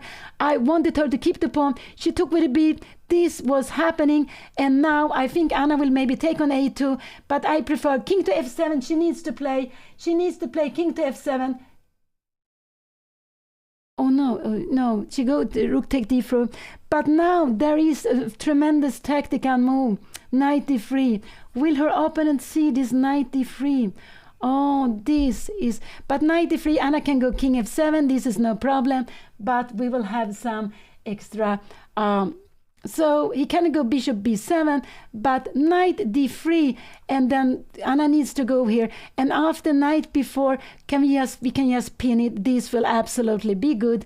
This will absolutely be good. So here Anna took the most active, but she also let activity to her opponent. She took the pawn. This is what we are having. Her opponent has played. What did he play? He played rook b8. Anna needs now to go king f7. This is a very good move. She needs to go king f7 here now. King f7 is a very good move just to get out with her pieces. King f7, this is what she needs to go. I think she will go king f7. This is very logical to defend her rook, so she can bring out the bishop. King f7, I just hope she will play that. She needs to play king f7. We can have a position like this, knight e7 and rook e7, bishop here if you want. She can also go bishop a3, would be absolutely a killing move. So king f7, she played this is the game. She played king f7. This is absolutely what she needs. She needs to play with these two pieces. We have played 28 moves. These two pieces has not gone down, but now the bishop is coming out. Anna is actually having a threat of winning materia. She's threatening to take on c5. No, she's not. There, rook take g7. Sorry, no, she's not. But maybe she wants to play with different color bishop, but that would probably... She's not threatening to take on c5, I would say, but her plan is to go bishop e7. What did her opponent play? Her opponent played rook b1, but I'm wondering, can Anna start moving her pawn? Otherwise, bishop e7 is a very good move. Bishop e7 is a very good move. But she can actually start moving the pawns here. Even c3 would be a good move here. Even c3 is a good move. To play in a position like this, I'm just wondering here, can we play this? Can we go even? And now we have this bishop d6. I have no idea. And we have bishop take e5. This is just very, very difficult to see. And we go bishop take e4. This would be winning. But good, let's go back. Her opponent played rook to c8. Bishop e7 is a good move. c3, this is here. So this is here. Rook b1 was played. Anna played rook b1. Bishop e7 was played. This is the game. Oh, he played h3. Oh, did he play h3? Oh, sorry. He played h3. Anna played bishop e7. This is the position. I am so sorry. Oh, thank you. Thank you for helping. I'm getting so excited. Getting so exciting here. So, and I'm a little bit slow, you see. So he played h3. That was logical. No mate on the last rank. And now he played rook to b6. I would say this was a little bit a shocking move, because Anna can now maybe go bishop g5 and start walking with her c-pawn. But I would say rook g8 is a very good move, just to bring in her other rook. And she played rook c8. This is what she played. She played rook c8. I don't like this move so much, actually. I would have liked rook e8 because she doesn't want to take on c5. Rook knight b7 was played, and now I really like, she can go c3 if she wants to. So he played knight b7. She can also, she can actually also take on b7, but I don't think so. Now he wants to go rook d6 here now. He wants to go knight d6. And now actually, this is again the best move to play. Will Anna play this? Rook a c8. This is absolutely the best move to play. Will she play this or not? This is the move I wanted her to play before. So he wants to try to make some activities here. This is what he wants to do. And Anna played c3 now. Now we will have d6 probably. He will go bishop d6 here. And now knight d6. He played this. Anna needs to take. He will take with the rook here now. And now I'm a little bit scared here. Now Anna needs to go either king a7, king e7. She took it. Yeah, this is taken. What will he take? And now to take with rook is absolutely the best for white, because white is threatening rook d7. So now Anna can defend it with king e7. She can also go rook. And he took it. This is position on the board. He took it. Now he's threatening rook d7. Anna shouldn't allow the rook to 7. She cannot go. So she needs to go rook a7 here now. I would say that rook a7 is absolutely what she should play here. This is the move I would play here. Rook a7. I would absolutely go here to stop. Absolutely, to stop the rook coming to d7. They're getting down. They have a little more than 1 minute each. Anna is having one extra pawn. They have different color bishop, which make it a little bit easier for white maybe to get a chance to save this. But we have rooks on the board. Without rooks on the board, this would be a draw. Without rooks on the board, this is a draw, I would say. Absolutely. But with the rooks on the board, this is still a lot of things that can be happening. C2, I don't like C2. This will make it scary. No, you shouldn't allow the rook coming down here. So let's see if Anna will play rook a7. She needs to defend against, this is a big threat coming, and she needs to defend against it. She can go king e7, or she can go rook a7. These are the two moves I would like her to play, not allow the rook to the 7th. And this is absolutely very, very important that she plays one of these moves. Otherwise, her opponent will get counterplay. I don't think her opponent will be worse. I think actually, I think it will be a draw if Anna doesn't defend the 7th rank. I don't think she will win the game if she doesn't defend the 7th rank. So this is just very, very important to play. This is absolutely very important moment, and she's having very little time. So I hope she defends against the threats. You can go g5, but I don't want this king. I don't want the king. She played rook a7, and this is the move I would have played probably also. I like this move. And now what is... and now what are you? Yeah. So now her opponent can absolutely play something like this, but this would actually just... no, this would actually maybe... Actually, this would be winning, because now we would go bishop b3. We're not scared of this rook, and this would absolutely win the game. Now is no problem. You get into the 7th rank. Absolutely not. Not if you have to give up the whole rook for the pawn. So rook a7. One plan with g5 is actually to take away f4 square for the bishop. So the bishop can no longer defend on c1. So now they are on 30 seconds per move. Her opponent play rook b6. I would say now, can Anna go c2? I expect Anna to go c2. I don't know. I don't think this is the best move maybe to play. Maybe g5 is a good move to play here also. Maybe actually g5 could be a move to play. She played c2, but after c2 now, rook b2. Anna will, after rook f3 here, we have actually rook b7. We can play this, but this we will play a long time. Anna is better, but it's not so easy to win this position. So this is the game. Sorry, Anna played here rook b6. c2 was played. Her opponent played rook b2. I think Anna will go bishop e4. I think she will turn it with bishop e4. Absolutely. She can also go bishop rook a2. And this is what she's going to play. She is playing rook to a2. This is what she is doing. So she's going for this endgame, and which is, she has this huge pawn up, but we can see that black defends, stopping the pawn, the last square on the black square. And if there was the same color bishop, Anna would be winning. If Anna had a black square bishop, she will be winning. But now white can with 1 and 2 defend c1. So rook a2 was a good move. What is he going to do? Is he going to keep the rooks? Is he going to exchange? I'm not sure. I think actually he will play rook b6, something like that. And what will Anna do then? I think actually this is maybe what he will do.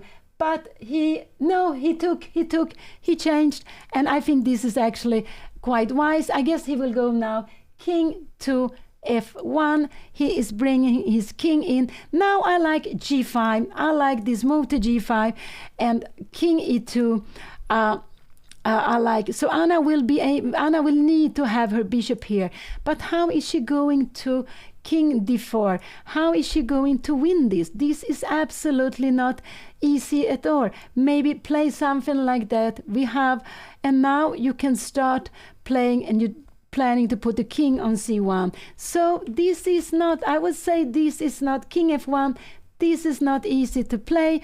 Maybe Anna should go bishop d5. We have f3. Maybe we should go g5. I think this is what we should do here. And now, I don't know. Can we try something? Because after this, we will come king d2, bishop b3. We will have rook a1. And can we try to get in with the king here? Yes. So let's go back. King f. This is the game. Bishop f. This is the position. King f1 was played.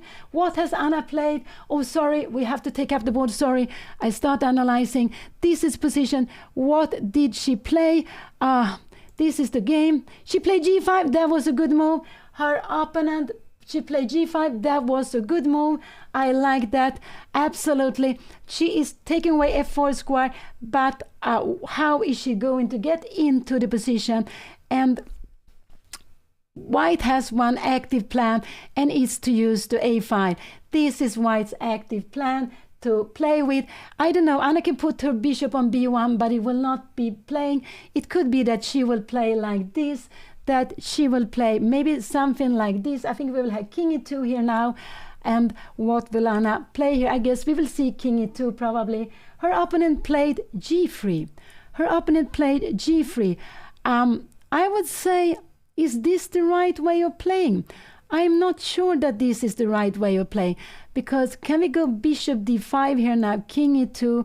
Can I go something like this? No, rook c3. You have always king d2, and this is fine. This is no problem for you. And after bishop b4, we have f3. So you will be actually in time for this. He played g3. He wants the pawn to be on black squares, on black square. And what?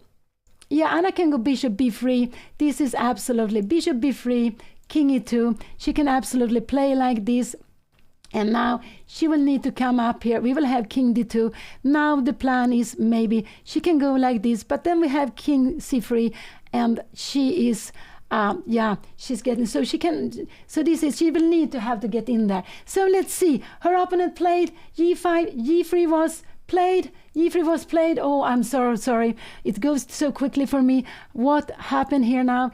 And Anna played king g6. This is a good move. Her opponent doesn't dare to walk. Now bishop b3 is a good move. We will see king d2. But what will happen here now? Bishop a4, rook a4, and rook c4. This is a way of keeping the rook away. Can we go something like this? And now, no, sorry, we have king c1. And I'm wondering, can we have rook b4? This is her way of getting activities. This is her way of getting activities. So this is absolutely, but Anna played bishop b1, king e1. She played bishop b1, and this is, she's keeping the rook away. She's keeping the rook away. Now we will have king d2, and so king d2 was played, and I think Anna here now will go h5, and no, h5 is not. What will she play here now? I don't really know what she is going to play, because it's not easy for her to make any kind of progress here with a bishop on b1. She is not, maybe rook c4. She can go rook c4 if she wants to, but I'm just scared. I just hope she will not, that she will be playing with, she played rook to d8 here. Now she played rook to d8, and now I don't know really what Anna, I would say that I don't think Anna really will, how can, because after rook f4, is she planning to make some f4? But take here, can we take here now? No, we have this here, and actually we have e5. This would be winning. Why is this winning? Because we have rook d1. So, and this would be winning on the spot. So there are some tactics, yes. So rook d8, she played. What has her opponent played? He's thinking. He's down to 40 minutes. So yeah, this is not, yeah, the time makes me a little bit panic. And yeah, Anna had such a huge advantage, but in one moment she took the wrong decision. What did he play? He has played something. I cannot see what he played. He played king to d3.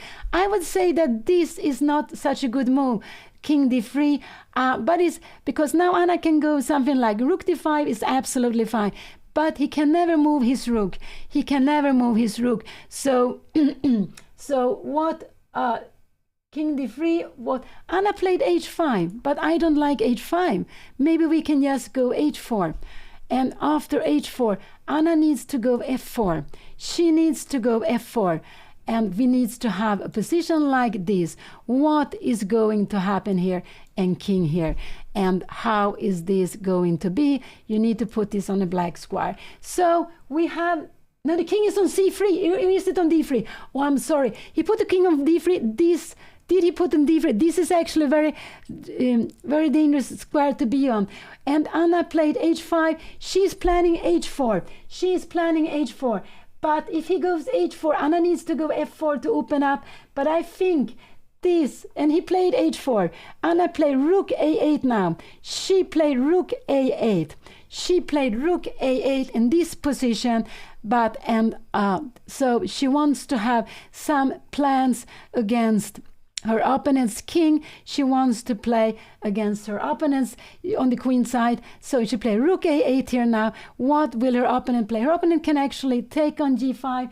He can take on d5 and g5. So h5 wasn't such a good move because Anna wants maybe to have, she wants to challenge the black squares. And now he's having so little time. What is he going to do? He took on g5. This was a good move to play.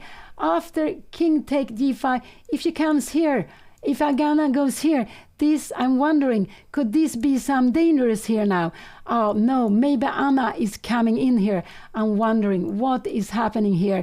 Rook takes h5, and this would actually be very, very good for Anna. So this is far from the game. So Anna took back g5. So now f3 is probably maybe the most logical move to keep Anna's king away from here. He can go check, but Anna is dreaming of putting her king on f3. If she gets her king to f3, this would be, and he gives the check. So now this, Anna needs to go king g4. Will she dare to go king g4? But I think so.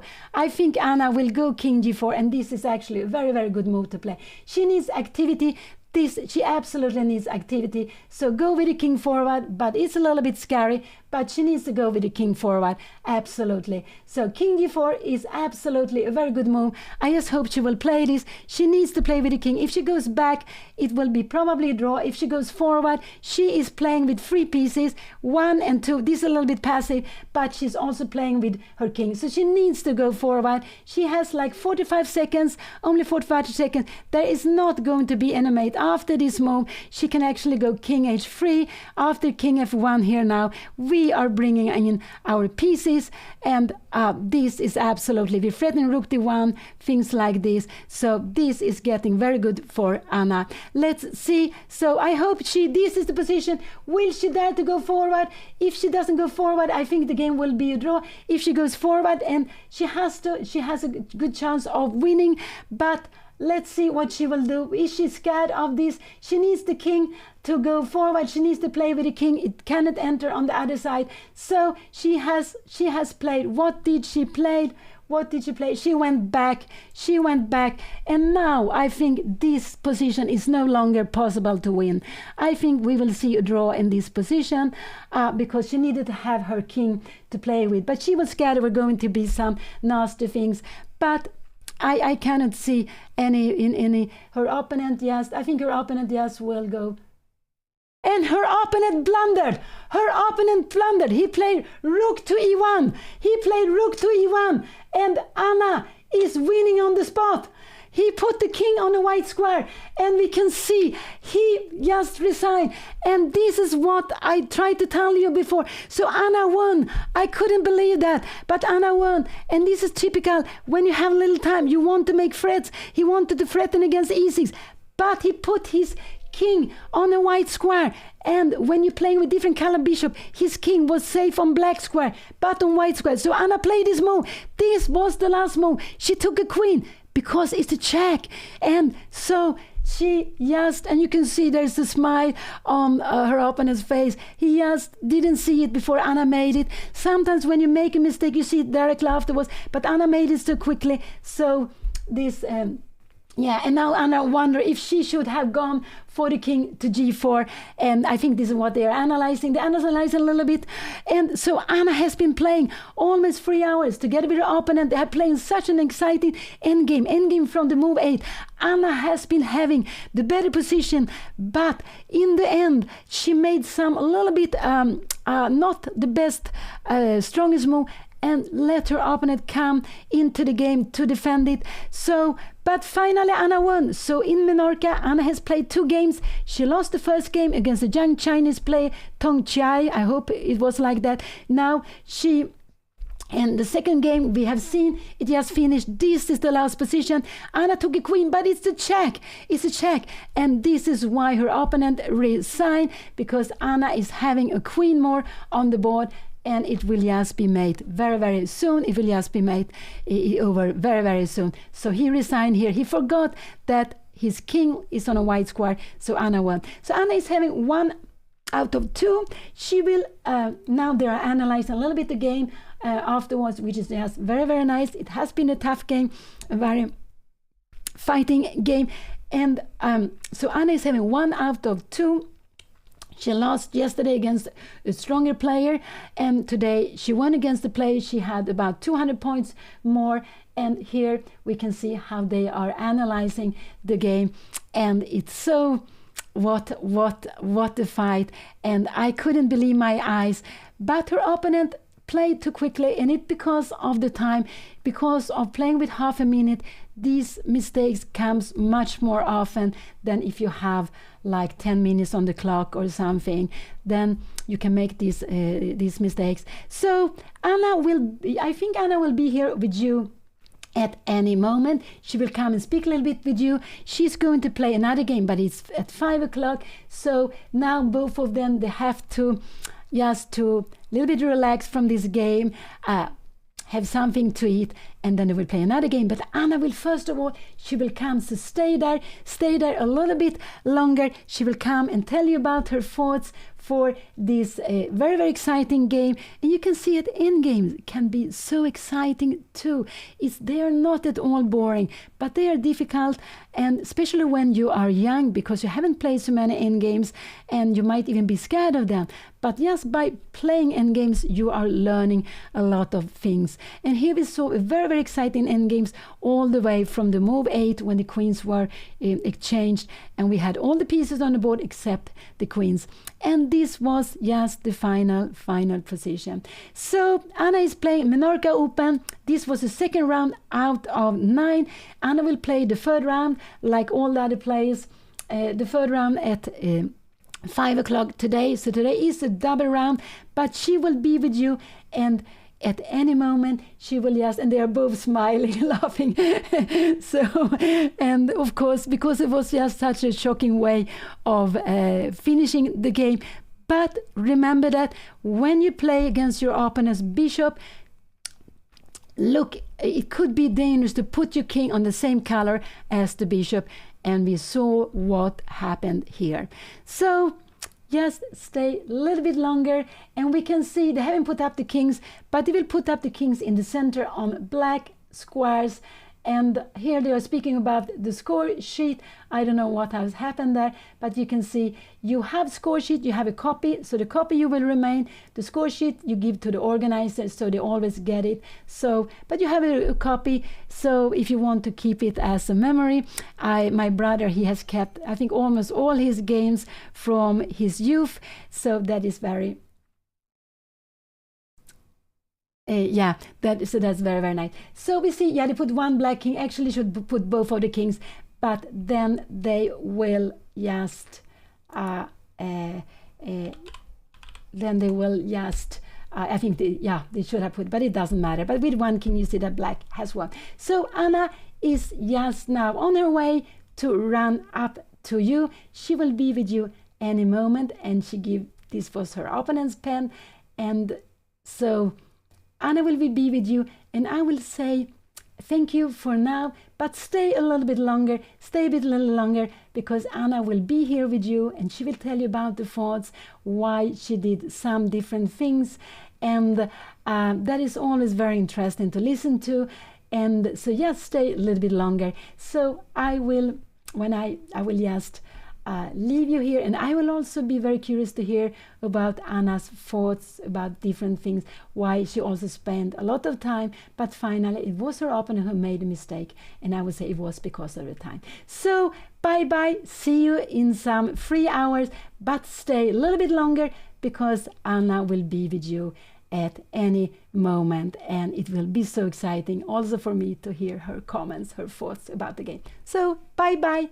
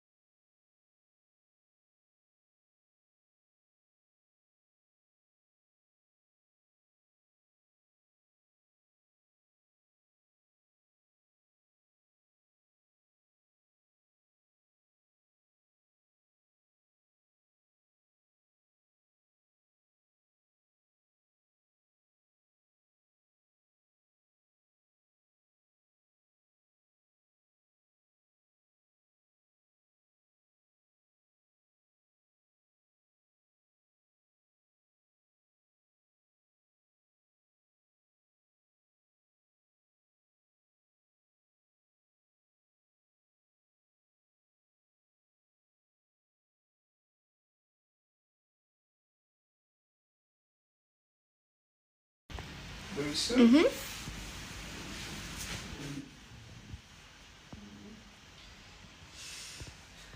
What is up?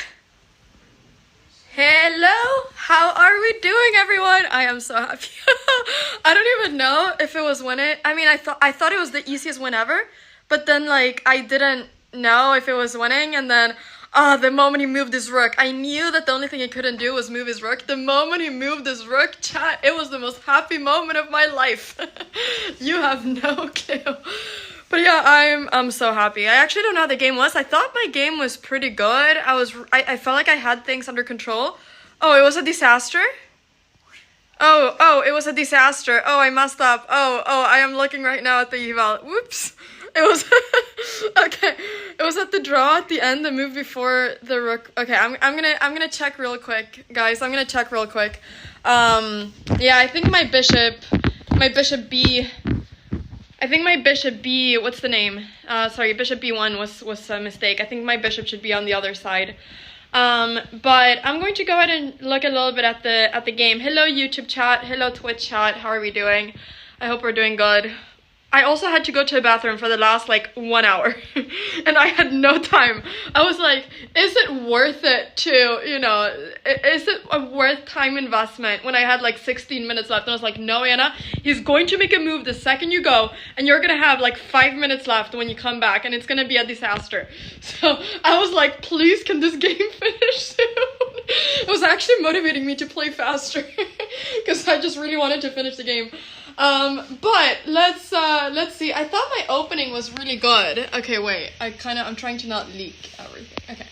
I thought my opening was pretty good. Can I switch? Okay. Yeah. Give me a second, guys. Give me a second. Okay. I'm going to switch real quick. So the position. Here we have the position. Okay. So yeah, so here I'm completely winning, but then I just played really bad. I mean, G5 is good. And now I just need to play the most normal move in the world, which is, yeah, bishop E4, right? Bishop B3 is what I need to do. I was trying to figure out what the winning strategy is. So bishop B3, I thought, because I was kind of scared of going like bishop here, because I thought that if there's king D2. But I'm supposed to go bishop b3. Okay, so I was a little bit confused. But what did I do? I went bishop b1. And now things are starting to turn bad. Oh, so here I should go rook c6. And I need to try to move my rook around. So this, h takes. Here, yeah, I can go king g4. This is what I thought. I contemplated going king g4, but I got so scared after king e2. King h3. I mean, I was low on time, and this just terrified me. Rook h1 check, king g2, rook takes h5. Like, okay, the engine says that this is winning, but during the game, I was somehow really scared of this because of the fact that, you know, the bishop is stopping the promotion. So I couldn't really fully understand this position, and I was almost getting checkmated here. So I actually don't think this is that incredibly easy. So I saw all of this, but I got really scared, and so I didn't do it. I was trying to play safe. But king g6, and now this is actually just a draw. Wow. Because he just goes king c3, rook a3, and there's actually not much I can do after the king goes to b2. That's so interesting. But I thought my endgame wasn't so good, but I thought here things were really good. Like takes. I can probably just go king e7. I saw a little bit of ghosts. I wanted to go here, but I got scared of rook here. Which I don't know why I got scared of, because I can just go c2. I don't know why I got scared of this move. I was going to go king e7 here, and then, yeah, I think I just made life a little bit easier for my opponent after I went there. Because now if this and rook here, I can go rook b2, I think, which is the idea. Here I can just go rook b2. I cannot, because there's rook takes c3. Okay, chat, whatever. I won. I'm happy. I can't look at more chess right now. I'm gonna go crazy if I look at more chess. I won and I'm happy. That's all that matters for me right now. Wait, can we get chat over here? Also, you guys saw Ludwig over here for a second, who's editing and producing everything. Guys, big shout out to Ludwig he's been up literally since like 6 a.m. this morning to edit my recap from yesterday. We filmed the recap after yesterday's round. He's been up since like 6 in the morning to film that recap. It's exporting. It's still exporting? Yeah. Oh, okay. But I had to redo something. Okay. So, Anyways, he's been up for a long time to finish the recap. So the recap is going to be posted right after this. I'm going to be posting the recap. I'm going to be getting a little bit of a nap and a little bit of, rest before the next round. Because there's another round today. At 5 p.m. there's another round. So we're playing 2 rounds today. I'm so happy. Chat, I feel very happy though because I got like 7 hours of sleep tonight, which is amazing. I got so much rest. I had like 2 croissants for breakfast this morning. I had some beans. I had some coffee. I was feeling great going into the game. And then I was so sure my opponent was going to play e4. Like I was 100% sure my opponent was going to play 1 e4. What did he do? He goes 1 d4. And then I asked him after the game, I'm like, why did you play 1 d4? And he was like, I play a little bit of everything. And I was like, what? Like, I had only prepared 1 e4. That was literally everything that I had prepared. So, I was already, like, out of prep in the opening, and then he played the London, and then I thought he had prepared some crazy line, but then he was surprised when I played c5, which is the move that I play every single game. And then I thought, okay, this guy hasn't prepared against this. So then I was feeling pretty happy. So yeah. Why did I play 1 d5 instead of my usual knight f6? Because I liked switching between d5 and knight f6 that people never know what I'm going to play. I mean, it always ends up being the same thing, but I just like it when it says in my database that there's 2 first moves, even though I always play the same line. My mom is going to be commentating every round. Chat, give a little bit of love to my mom. Also, super duper a lot of love to my YouTube chat. As well. I'm live streaming both on Twitch and YouTube, so big shout out to everyone watching on both platforms. I am so excited to have 1 point and to have won. I feel like I really needed this win, and I promise you something, okay, everyone watching this, I promise you one thing. I will not play this slow the next round. I know I say it every time, but now, like, today I played so good in the opening, I was playing fast and confident, and then this one idea just made me think for like an hour. Like, I thought like for 2 moves for like an hour, it was a disaster.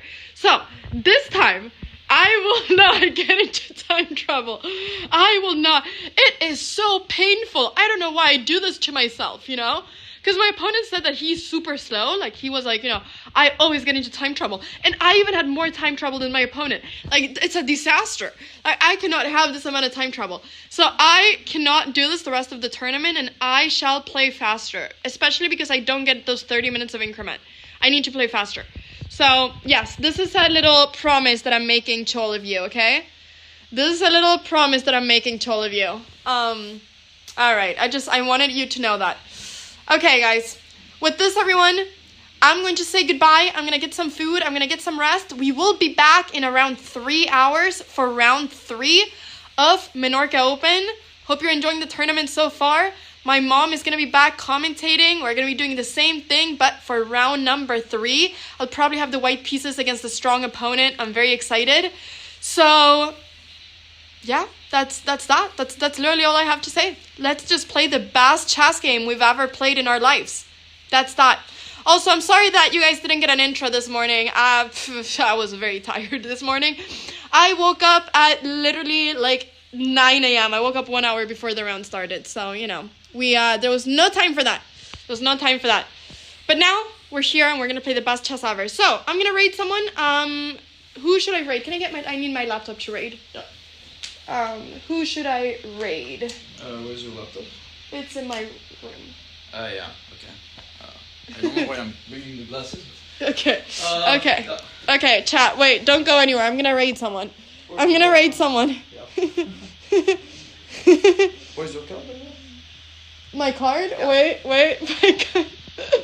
Okay, this is important. We need to raid someone. Actually, maybe making an intro makes me lose. I don't know. We'll see if we make an intro. I don't know. You will have to come back in 3 hours and see if there's an intro or not. Honestly, maybe making an intro makes me lose. Who knows? Okay, chat, in the meantime, give me a name of someone that I should raid. I cannot raid through this laptop. That's why I'm getting, right now, another laptop. Lula. Okay, Lula is streaming right now. All right, let's go ahead and raid her. If you're watching from YouTube, I'm sorry, I cannot send over a raid over there. But I appreciate you so much. To all my YouTube viewers, you guys are awesome. Thank you so much. We're very close to hitting 1 million on YouTube, which is so amazing and cool and crazy. I never ever thought I would get close to hitting 1 million subs. So I am incredibly thankful and yay. I'm very excited, chat. Okay, I'm gonna raid someone now. All right, here we go. We're raiding Lula. This is an important raid, okay? People, don't go anywhere. We're literally traveling through length for this raid. So do not go anywhere. Do not go anywhere, okay? Okay, so here we go. Oh, she's building a cat stroller. Okay, I don't really like cats, but you know, it is what it is what it is, I guess. It is what it is. All right, we're raiding Lula. She's building a cat stroller. Let's do this. Let's send her some love. Bye, everyone. Thank you so much for watching the stream. See you all in 3 hours. Bye-bye. Bye-bye, bye-bye. Take care, everyone.